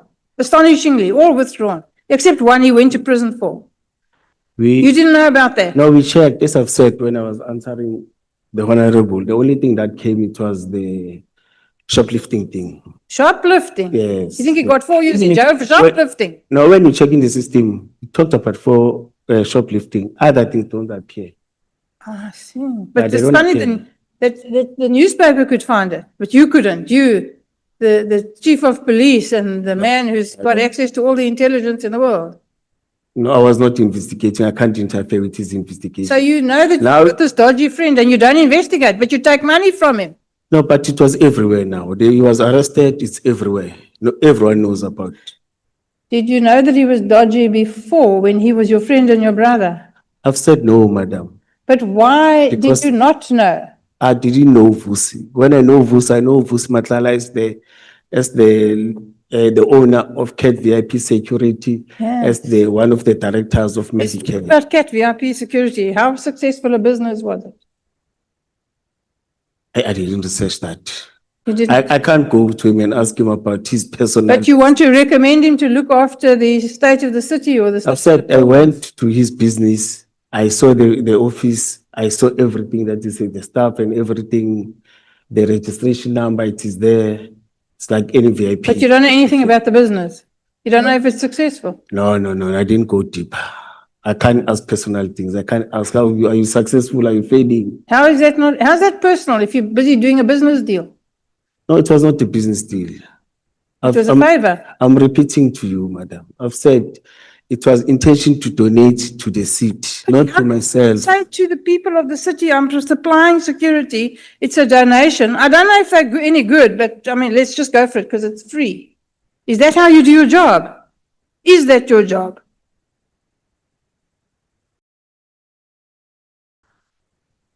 I didn't do any research about his business. Let me say so, madam. And his private life in terms of how he makes money, I didn't do that.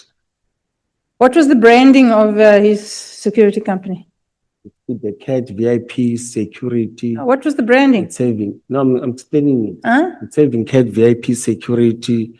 It's having, I think it's the head of, what is this, royal or gold? I think it's about that. Where does they have And that branding? it's having registration number. Yes. Where did they have that branding? On the cars? No letterhead. On their letterhead? Yes. But he had it not on any of the cars. No, I've never seen it. Now, what kind of a security company is that has no branding? No, people are doing that. Really? Yes, it depends the type of service. There are people who don't want to be exposed, that are protected by certain companies. The individual who want to be protected by see. hiding themselves, who don't want to be seen that their businesses, who do good business. So it's just But for their black self- cars with darkened But it- windows with blue lights that drive at great speed, but they don't want to attract attention to themselves. I didn't say blue lights. You are the one who's mentioning blue lights. I still repeat, I don't know blue lights. Is it true that you refer to Mr. Matlala as boss? Boss? Yeah, boss. No, we call each other Ngamla. What- Ngamla means senior, Ngamla. What does that He's mean? not my boss. What does that mean? Sorry? What I does don't that want mean? to put it like that. What is it? Ngamla, it's a total of saying Mlungu. What is that? So you tell of what? Mlungu. It's a total of saying Mlungu? Ngamla Mlungu, yes. For what, man? Yes, that's how we call it. In Gauteng, you call it, it's a total. That's how we grew up See. calling Ngamla. Okay. All right. I think I'm done with Even you. in Sotho, we say Lihowa, if you don't want to sort I it think I'm out. done with you. Thank you, Mr. Matlala. Thank you, thank you. Thank you so much, Honorable Breitenbach. Ngamla means Ngamla means a person who has money.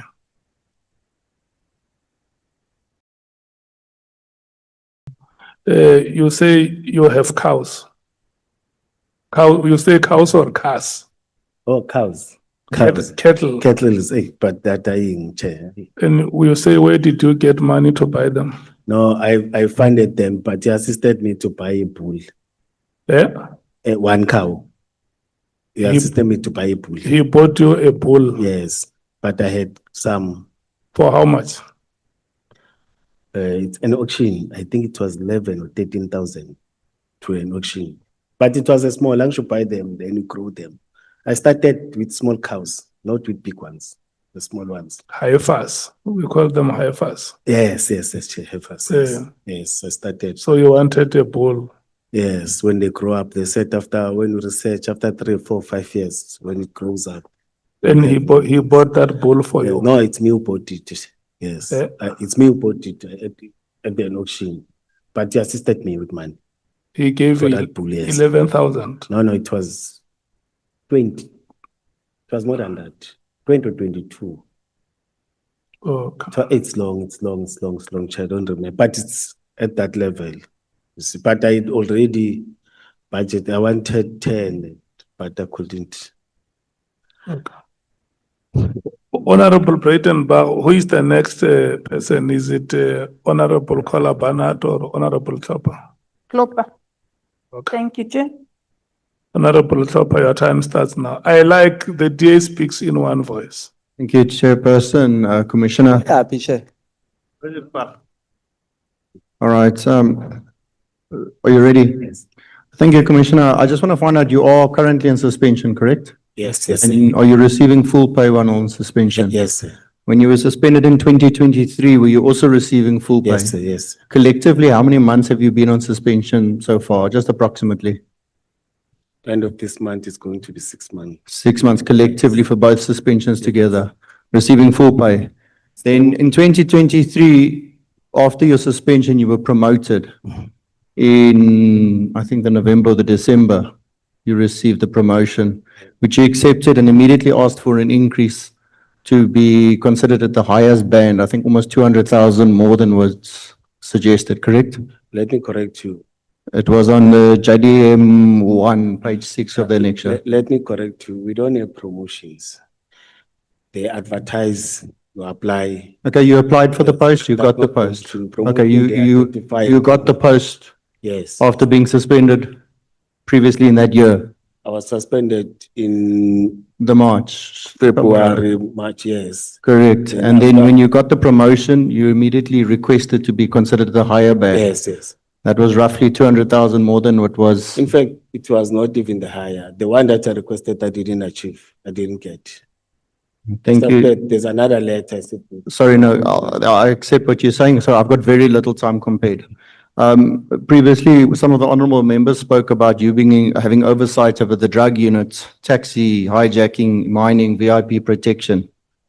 And you oversaw these. Did you ever meet any of these alleged drug cartels, crime bosses, drug kingpins, any of these taxi mafia that, you hear of, the politicians that were involved in any illicit activities? Did you ever meet any of them? no, no, no, no, no.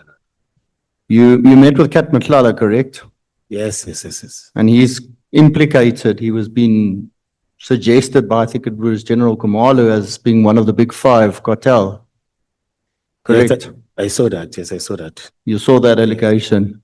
So then you possibly have met with actually some of these cartel members. No, it's only Kate Matlala. Only Kat Matlala is one of Yes. them. I didn't know how to ask how many. No. I just said, have you met with any? You said some of them. Yes, any of them. No, But you met with Kat Matlala? Yes, only All right. Kat No, that's perfect. yes. And by that time, the thing of cartels was not there. He was the businessman responsible for this. I'm saying what he was alleged for. Now, Yeah, at the yes. moment, yes. So I'm saying you possibly have met with him. Did you ever meet Brown Mkhwanazi? No, Never. You've never communicated with any shape or form. I don't know him. Something that you spoke of earlier in your testimony is you spoke about your team that went shooting with the CAT VIP guys, and then they came back and telling you about this team that they were shooting with. Why did they think that information was valuable to you? Why did they come and report that to you? You didn't know Kat Matlala whatsoever at the time. Why did your team think it was important to relay that information? No, earlier on, in terms of training, I said they're training with the guys who are coming from the task force. You see. the Okay, one- so they just mentioned they were, and they work for CAT VIP, correct? So then, just after that, you spoke about walking into the clinic, still not knowing who Kat Matlala was, but you see his photo hanging on the wall and you made the link to what they said there. So you made that connection. I don't know how many months or Yes. days or weeks this was after that they told you this, Yeah, but that stuck in your mind. Yeah, correct, you're correct. Why did it stick in your mind so clearly when you walked into this clinic, not knowing who Kat Matlala was, and you make the connection between this VIP protection and this picture hanging on the wall? Let me clarify this. 2020, they trained, they talk about these guys that are good, that are doing shootings and everything. 2021, they spoke about the intention to donate, and the cars belongs to the guy who owns VIP Cat Security, who's saving those guys. That is why I've said to the advocate in terms of they actually said, no, you will be covered. Okay, no, that's fine. You must understand, we got a version yesterday, a version last night, and another version this morning, and some more paperwork Oh, yes. at about 12:10. So, you also spoke previously about receiving payments from Kat Matlala, 20,000. You mentioned a number you couldn't exactly remember. So I'm not saying 20,000 on the dot. You spoke about another amount of around the 30. I couldn't hear the amount that you said. You weren't sure. The third you don't remember. And then I don't know if this was included in these. You also could receive the payment for the cows or money for the No, cow, it's- for a cow of a value of a certain amount. It's part of those monies. Okay, it's part of those monies. And when was this money given to you? Was it in a certain week, a certain month, or a certain year? Was it over separate I think- payments over how many months? I think in 2 months. So over 2 months is when you received three Yeah. different payments. Yeah, 20, because I lost those family members in 1 month, 3 members, Yeah. or in 2 months, 3 members. I'm very, very sorry to hear that. It's very unfortunate. Why, given that you knew very well about the charges against Kat Matlala, where you're sitting here today, did you not think it was necessary to bring any documentation or bring up these payments in your statement? Considering the claims made on the 6th of July, considering, that Kat Matlala is in court currently, you speak about him here specifically. So why didn't you think any of that would have been important for us here today? Like me bringing Like me bringing documents. Yeah, well, like proof of the payments, mentioning that you received money from him. I mean, if you're talking about somebody that is a person of interest at the moment in South Africa, he's in many, many headlines. He's sat before this committee before. Why didn't you think it was important to mention payments from him? Yes. No, I was informed that you are having them. You are communicating, the other committee is communicating with Madlanga. Madlanga is having those documents. So you thought Madlanga was going to give it to us? Some of the documents that I'm having here, they're coming from Madlanga. I saw in terms of the numbering and everything. No, but I'm saying I don't have any payment. I don't know. Maybe I haven't seen it. Is it in the information we received any of the money you've got? Because I don't have it before me. Yeah, no, part of the bundle is from Madlanga. I So saw. the incomplete affidavit actually, because, Oh. or you're saying it's not important to inform us of those payments? Oh, now I get to, it was supposed to be part of the affidavit. Well, I would considering the person that he is and your connection to him. But we'll move on just due to time. The following that I want to speak about is allegations. I am not saying it is so. It's reported. It's alleged that you were part of a rogue unit in Meyerton at some factory. It wasn't within your boundaries. You can just answer yes or no. You don't have to give huge explanations. And apparently, and I say allegedly, you stole copper there. Is this true, yes or no? I've submitted the proof, the affidavit, it's not true. Okay, and The then case number of that. Mr. Yaku Hanukum was the supervisor in the whistleblowers. As I understand, he was killed in 2023. Is that correct? Do you know of that? And that's after the officers who were arrested were granted bail. Can I ask you, Yaku was a supervisor of which unit? Yaku didn't work for EMPD. No, I never said he was the supervisor for you. I said he exposed the operation at the workshop. I don't know about that. You don't know about that. Another allegation was accessory to murder in Brakpan. I've already answered that. No, but I'm asking you again. You say that's also not true. You weren't involved or you weren't charged there, nothing. Just, as I said, yes or no is fine. I'm not a murderer. No, I'm saying you were alleged against you to accessory to murder. I never said you were a murderer. And I've also said that these are just allegations. That's why I'm querying. It says you were an accessory to murder. That was the allegations. I'm just asking, is it true, yes or no? May I not answer that because I've Okay. already answered that. I don't want to implicate. You couldn't hear the last piece, sorry? I've already answered. The memorandum of understanding was apparently forged, which actually created a working relationship between the EMPD and companies linked to Katmantlala. It was not forged. The thing that I raised about forgery is the operational plan of the 30th of March, where there was a city of address. I even raised it to Madlanga Commission. I've raised it even here, that the operational plan that was submitted. to- No problems. If you're saying it's not I'm 100% covered, thank you. On the same matter, however, you and your team allegedly refused to do vetting processes. Of the 275 Ekurhuleni Metro Police officers were found with criminal records in 2022, and 100 were waiting trial. Is this true? Did you refuse to do any vetting processes? It's not true, and can I explain it? No, it's not. No need for explanation. You say it's not true, it's fine. It's not true. I've got documentation that I've attached that talks about that. No problem. Former Deputy Chief Rivers Spies testified that you authorized more than 50 promotions in the EMPD over 3 months period without proper vetting or administrative procedures. If it's true, or is this true, sorry? He's lying under oath. Why would he make such an allegation, sir? I don't know what makes him bitter because he's working at the city of Tshwane. He was not there when I'm doing that. Positions were advertised, people applied, people sat in those interviews, different supervisors. I don't sit in trainer positions. They sat in those trainer positions. People passed those interviews. Then things went in. You don't sign off in any of that. I'm still explaining, sir. Right, but my Yes. time is limited, so Mr. just please keep it short, sir. I've literally got half the time of what other members have. Mr. Mapie signed for some. When I was acting from the 4th to the 17th of March, I signed some of them with the capacity as an acting chief of police. Okay, thank you. That's fine. The question then is, in your own conscience and the view of South Africans who you serve, do allegations, suspensions, meetings with the likes of Katmatlala, again, not raise concern in your own department, SAPS, law enforcement, and in general, because that is the reason we're sitting here, is because everybody's implicated, and I've said it before, everybody denies it. Not one person has come here and acknowledged even partial truths. Does it not then raise the question, what must South Africans think of the police force, the law enforcement that's meant to protect them? It does. And it even does to me, my kids, it does. I think my time's almost complete. I don't know how much time I have, Chair. How much? 2 minutes.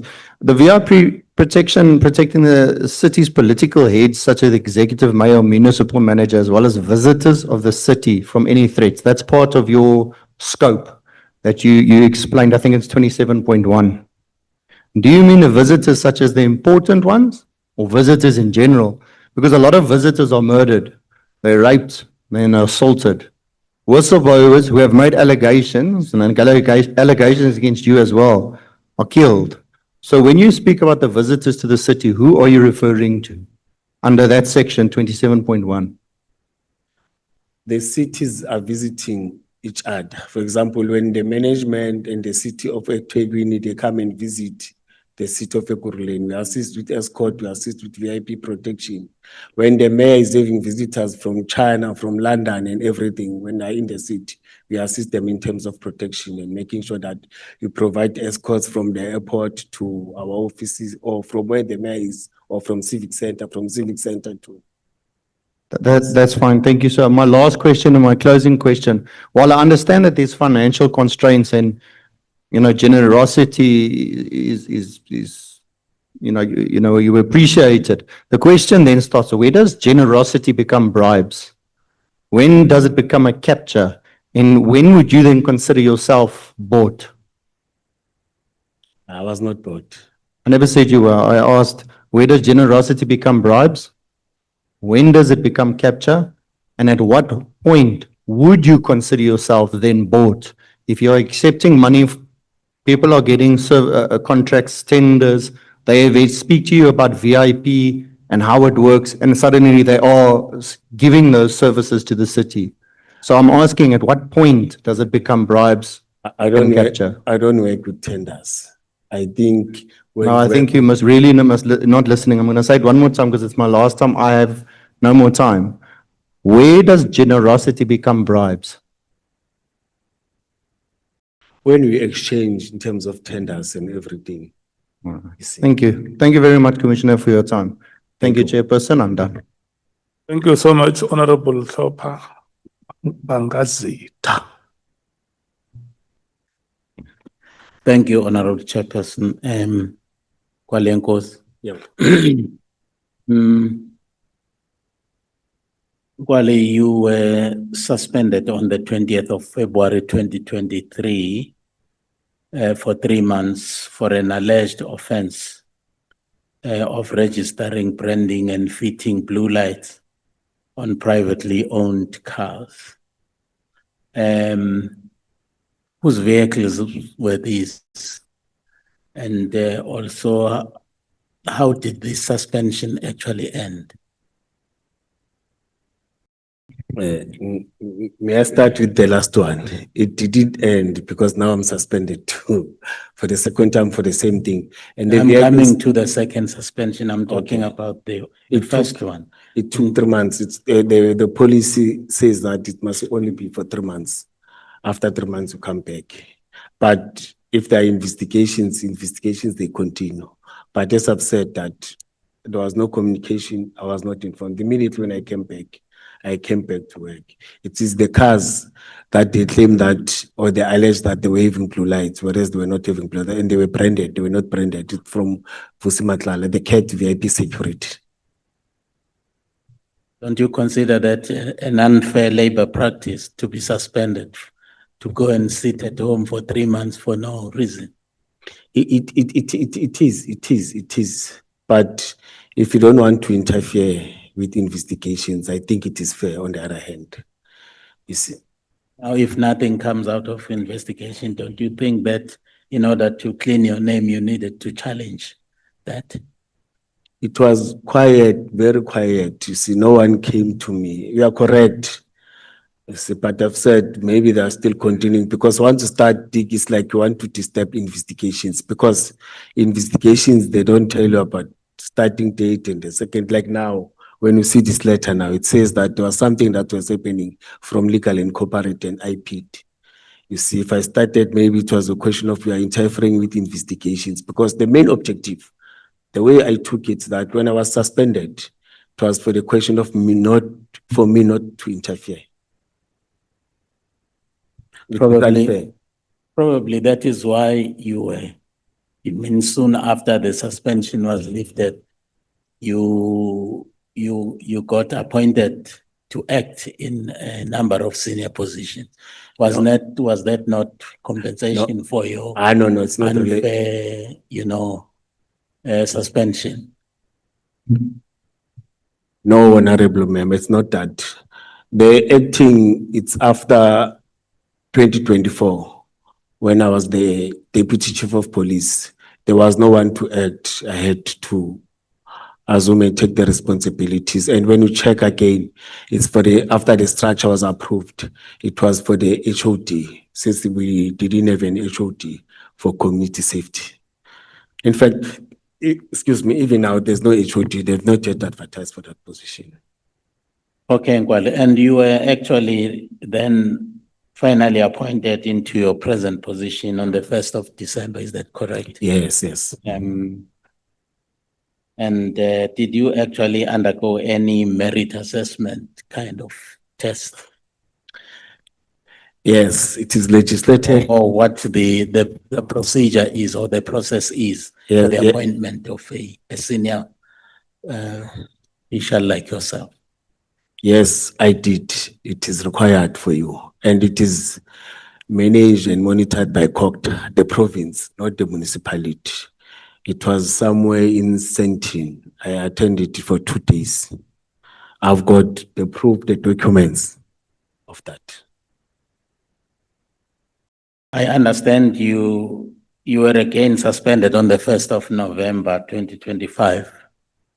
And why were you suspended now this time around? It's for the same allegations. And it was for the issue of the noise around Matlanga and Adok and everything. Nkwale, why are you always being associated with putting on blue lights on privately owned cars?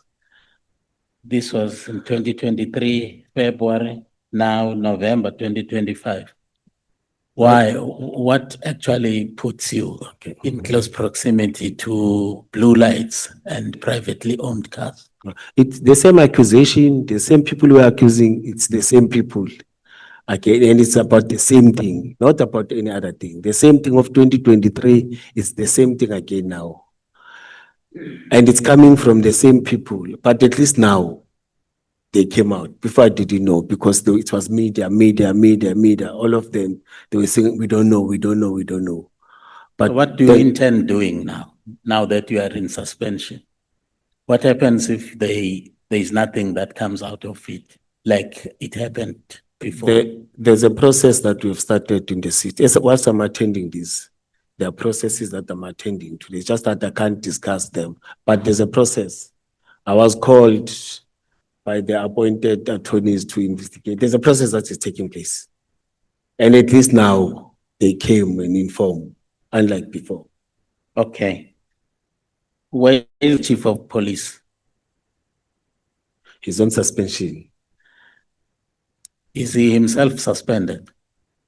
Yes. But he's my senior. He's suspended by the city manager. But he's suspended by the council. The chief is appointed by the council, suspended by the council. So at the moment, the EMPD has got 2 senior leaders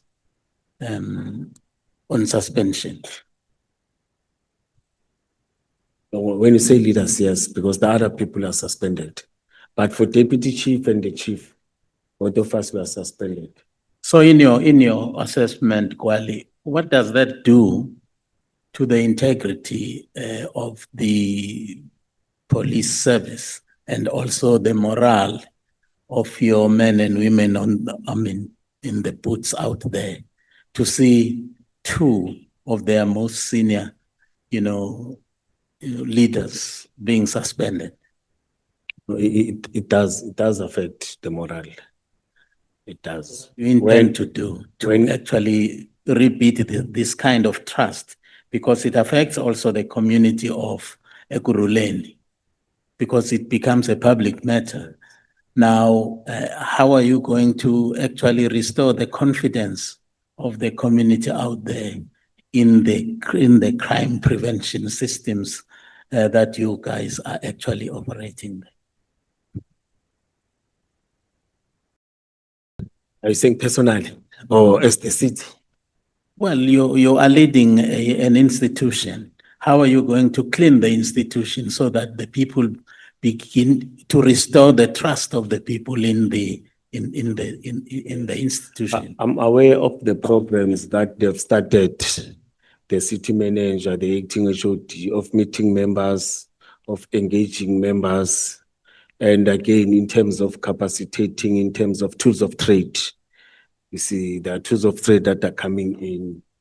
But other programs, for myself, I said, let me focus on this and focus on the internal one.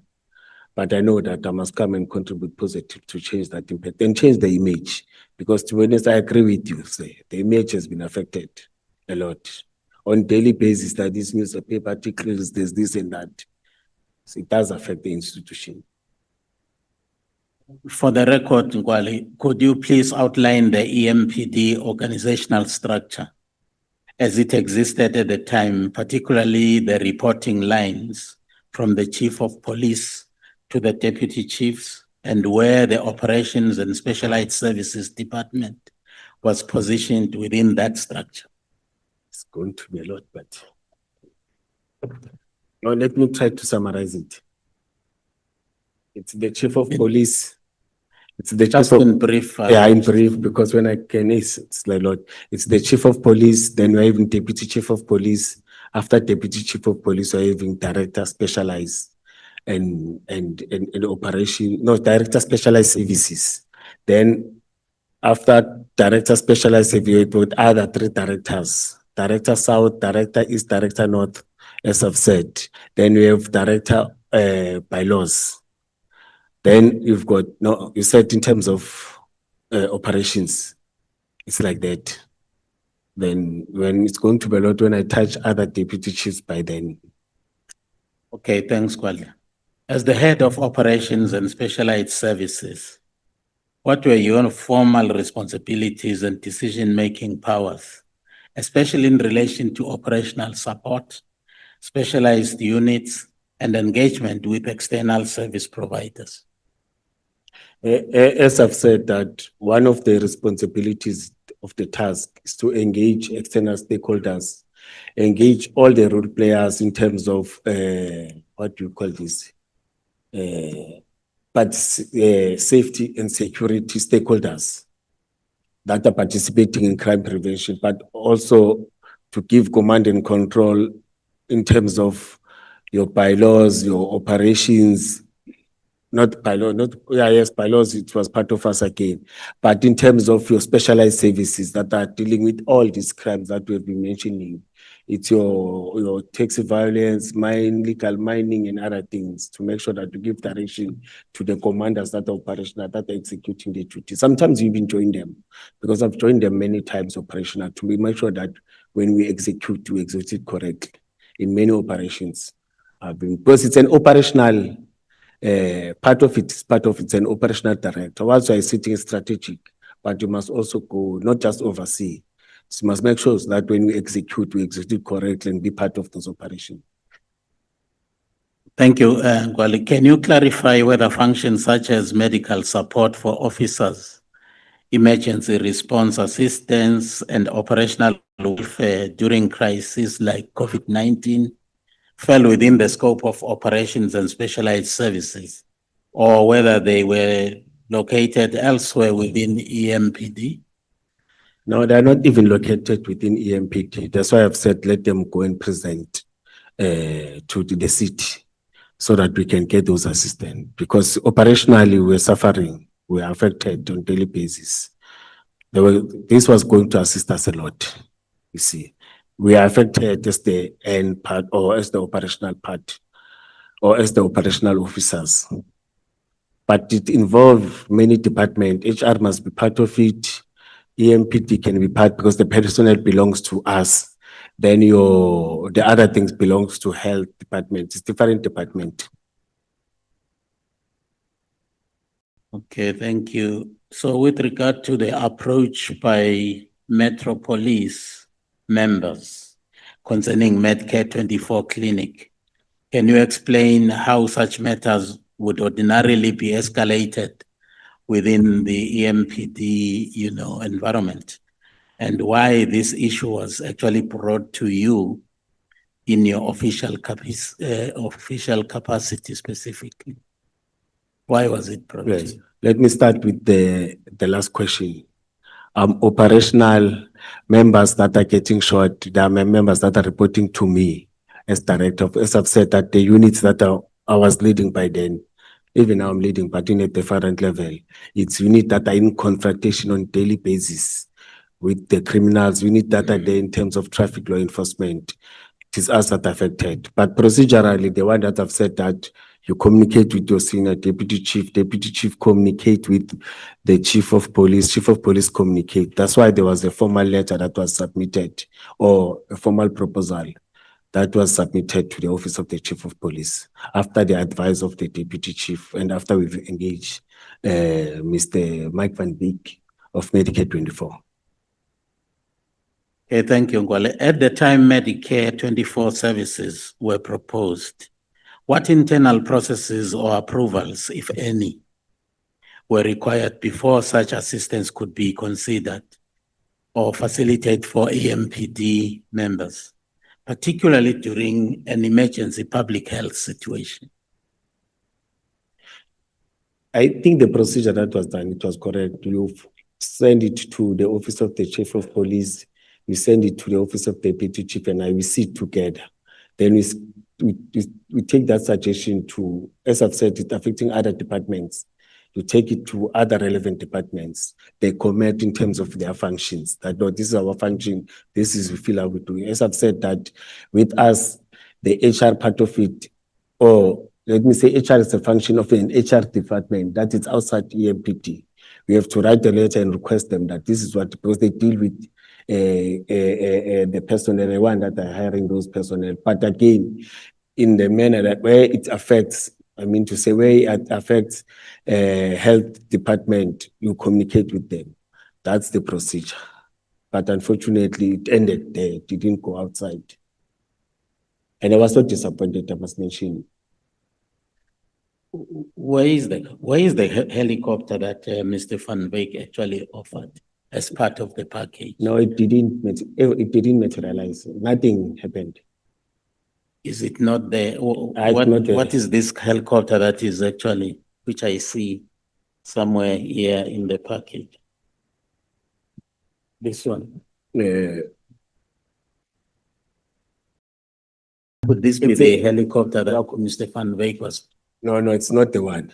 This one's donated, I don't know for what, to the office of the chief, office of the deputy chief, and it is branded. It's the one that I'm saying. They didn't support this one, they didn't approve this one, but they stole that and worked with other people for this. They stole the same idea that they didn't approve with me, but with others they approved, and they even marked it, because Mike van Wyk didn't talk about marking. He was talking about theirs that is marked Medicare 24. That comes like your 911. You come and assist, then it's not to say for us as EMPD, you patrol healthcare issues and other things. No. For them, it was in terms of emergency services, not to brand it. And this one, I don't know.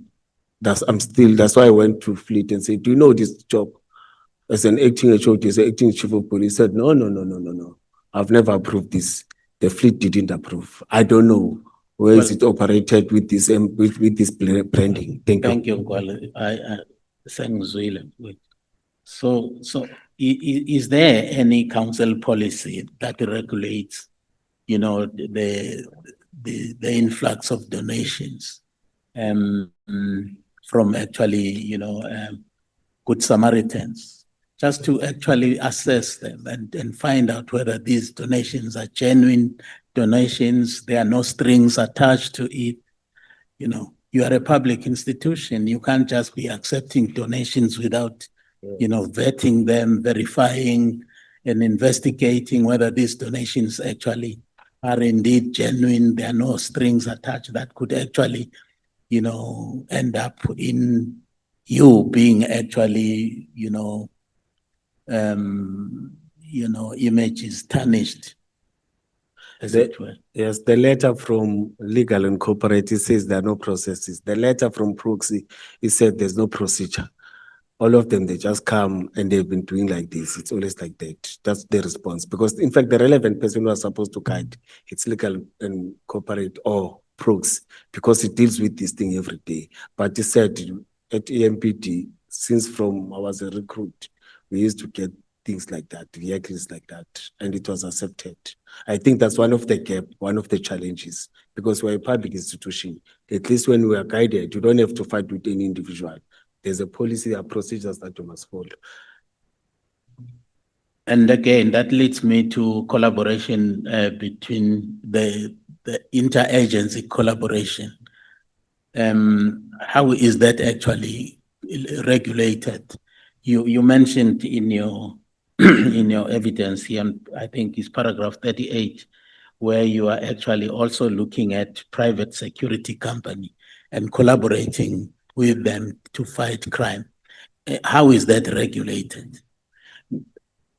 So that you don't actually find yourself cooperating and working with sinister private security organizations. Thank you, Honorable Member.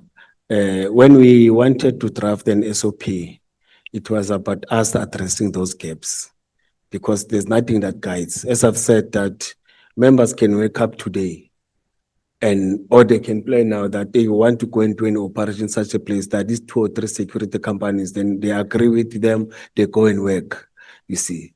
And issues of accountability, they become a change. We really need SOP, but at least that developments that have happened, there's a cooperation agreement that we signed that was driven by Minister Mkhwanazi, the Premier, and all other security agencies that we signed as Gauteng. That covers all the metros. You see, but the gap is with the private security. Thank you. On paragraph 48, the last 3 lines of that paragraph, you say, therefore, his interests, that is Matala, fell squarely within the scope of my responsibilities within EMPD. We subsequently grew closer, and he became like a brother to me. He became like a brother to me. Can you unpack that? Yeah. Oh, thank you. As I've said, that after the 2022 State of the City address, we were talking other things. No longer talking about the plans and other things and other things. We're just thinking as brothers, like friends, you see. But time to time, Vusi is interested in business. You talk about other things, but business related, but not his personal life, not his business. You see, that's how the engagement was. You see, it was no longer about what was happening. But with the CAT, the scope of working with operational, in my job description talks about that mobilizing all the sectors in terms of safety and security, making sure that they work within the city. Even now, there's a program that they've started that talks about that. I think it's part of addressing the question that you asked before this one. I remember now, I saw the MMC going, addressing some of the issues. I think there's an action that they're taking to address that gap that you mentioned. Okay, thanks, Nkwali. But you go further on page 50, and you say, additionally, we also discussed broader social matters. Broader social matters, what is that? This is what I was saying. We'll discuss about what is happening, but things that are in politics. Whether it's political matters, no. business matters. like challenges in the country, but not deep. We used to tell his life. Hey, when did the news, Baba can say, oh, you have seen news that talking about this, all those things, but not deep, serious things in personal ones. You ended up teaming up with CAT VIP protection services during the, what is that, the state of the city address. Yes. What processes did you follow to actually formally appoint CAT VIP, protection services?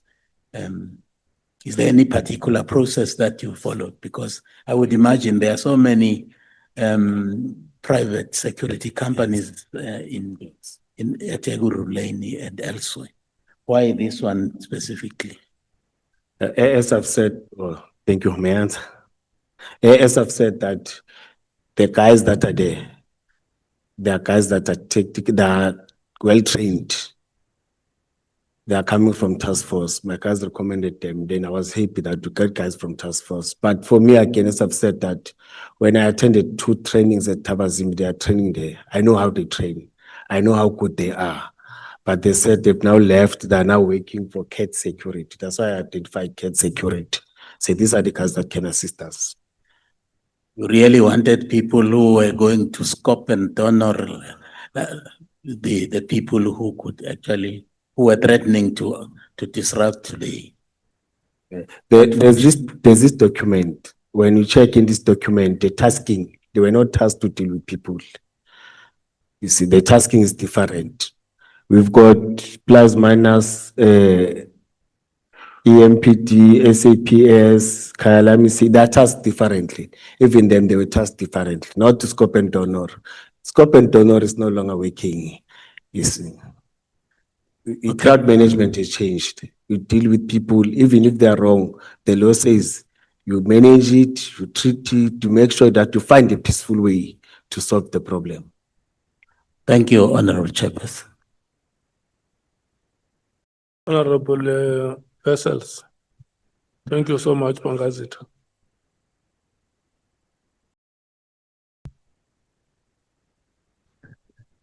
Thank you, Chairperson. Good evening, Mr. Mkhwanazi. Unfortunately, I am going to repeat a lot of questions that have been asked as my time allows. So I asked you to, even if you have answered it, just answer it again. Because I am not very clear on a few matters that you have answered. Let's firstly go to the fact that you were wined and dined by Mr. Mklala. You received money from him. And then he made a lot of offers. You talk a lot about him wanting to assist, its donation of the vehicles. But let's be very clear and just answer this. His company did receive money from the Ekurhuleni Metro. Am I correct? No, they were not providing services for us to pay them. No. So they never received money? No, they never provided any services. So this provision of security at the state of the city, they weren't paid for that? No. Okay. So they made proposals, also Medicare. Mr. Van Wyk, he made proposals, but it wasn't accepted. Those services that he offered, they were never service level agreements. Yes. Okay. So why would he wine and dine you? By that time, all these things, it was 2 years after all these things, or a year after all these things. It was just as I've said, we were communicating as brothers and whatnot, meeting and discussing. In fact, we became friends by that time, yes. But you were, as you also now explained, in control of certain units. The drug enforcement unit reported to you, am I correct? Yes.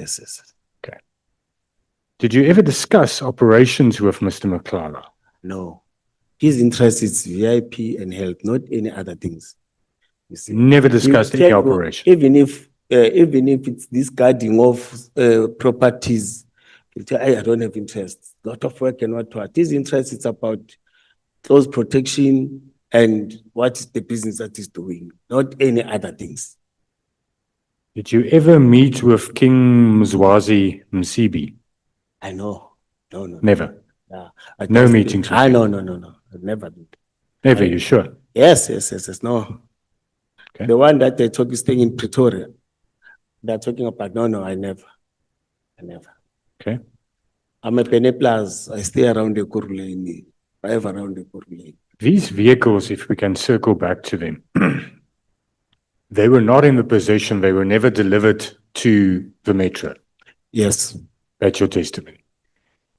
But you were very eager or earnest to get them registered. Why? I was very eager to get them donated, not registered. I wanted all the process to be final so that we get the vehicles, we get the tools of trade. You see, even the process was very slow. I felt so demoralized that it's very slow. We need those vehicles. We need those vehicles operationally.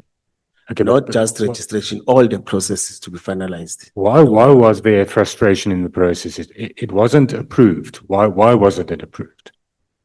No, there was a conflict. They raised many issues, but they spoke to the proxy, not me, but he told me that they were fighting in your department, all these things. I don't want to be part of your battles. You see, I'm leaving the process. Then that's how it fell. Okay, but on your version, Mr. Mklala said to you, I have these vehicles, this fleet of VIP vehicles. I want to replace them, get new vehicles because they're costing me a lot of money, the maintenance thereof. Don't you think that was a reason why the powers that be at the metro said, no, we can't accept these vehicles? Because who's going to pay the maintenance? We can't afford new vehicles. Now we have to take vehicles on that's old, that's out of their service plans, and we have to pay for it. In terms of vehicles that we're having vehicles that are far older than that. Even now, when I can tell the type of vehicles that we're having a vehicle when you can sell the value, it's 40,000, but per annum we spend 300,000. You see, but those vehicles were not older than the vehicles that we used to have by then. And some of them, they're still there operationally. Okay, but the point is, there were certain reasons, issues raised, as you said, why this donation was not accepted. Did you not then act prematurely to have the registration done? Because wouldn't you first need approval to accept this donation? Because there can be various conflicts, as you now said. I think maintenance is also a problem. But you do the registration of the vehicles prematurely. I engaged the prox. The prox said, no, we need the letter of intent. With the letter of intent to show that this vehicle belongs to him, we can start the process. Okay, but now those vehicles are driving around in the streets of Ekurhuleni and they're being driven by CAT security, but they are registered to the metro. Am I correct? No, they were not driving around in the street of Ekurhuleni. Were they somewhere parked? Yes. How do you I know think that? so. You never received the vehicles I physically? think so. You think so? Yes. No, Don't you think that's the big problem with this? Vehicles that's registered to the metro is driving around. That's what I've said. That's what I'm saying, that if they were identified driving around, those people are supposed to be arrested. And that's what I emphasize, that if that's the problem, we're supposed to arrest the people. We're supposed to go and arrest them because it's a crime. A person is not a police officer, can't drive blue lights with blue lights, you see. But the point is you made it, but you made it possible. No, it was not possible. You made it possible. There were no blue lights. If I want to buy a car, but the deal is not has not succeeded yet, and I register that car on my name, but the previous owner is driving around with that car, getting speeding fines and all of it, it's going to be on my name because it's registered on my name. If there's illegal conduct by that vehicle, then it's going to be me that's liable. It's a stupid thing to do, don't you think? And you registered, you pushed for the registration of these vehicles on the EMPD's name. Why? I didn't push for any vehicles to be said. I approached the proxy. Proxy said this is the process. and we followed the process. No one pushed. Even the letter that is coming from the city, even the letter that is coming from the proxy, it says I didn't push. It says I approached the proxy. Proxy said this is the process that we must follow, and I followed that process. Well, that's also a very strange aspect, because in the letter of the lifting of your suspension, it is said that the investigation was conducted and that the due process will now follow. It's very clear in that letter that the intention of that letter was that there will be disciplinary steps against you. And then only a month or two later, there's this report by the legal services saying they can't find any wrongdoing. It's very strange. It seems very strange. Disciplinary process doesn't mean you are guilty. No, I accept that. But you are concluding. There's prima facie, there's a that prima means facie honest. case that something is wrong. I don't know about that. That's what that letter says. Otherwise, it would have lifted your suspension and said, sir, you're going back and no steps will follow. But that's not what the lifting of your suspension letter says. And it's a procedure for all the employees. No, it's not. It No, it's the can't be. procedure of the. If there's no prima facie case against you, it would have said, we found nothing and you are, there won't be a disciplinary hearing if there's no prima facie case against you. May I invite you to go to all the cities, not the city of Ekurhuleni, and check the disciplinary processes and the collective agreement between the unions. It's one collective nationally. You see, it is outlining the processes that must be followed. So Whether there we are won't be a junior, disciplinary whether we are hearing if senior. there's no prima facie case. There won't. No, I didn't say, I'm saying there's no prima facie case. They said there's a case. Exactly. But the disciplinary procedure says after 3 months, you must come back, whether Exactly. whether it's finalized or not finalized. Exactly. And disciplinary procedure doesn't say you are guilty. Exactly. But lifting of the suspension does not say that you're not guilty. But when you say, but you are changing the whole thing now. You said you understand, you accept. That means you don't accept. No, I do. Thank you, Chairperson. Nothing further. Thank you, sir.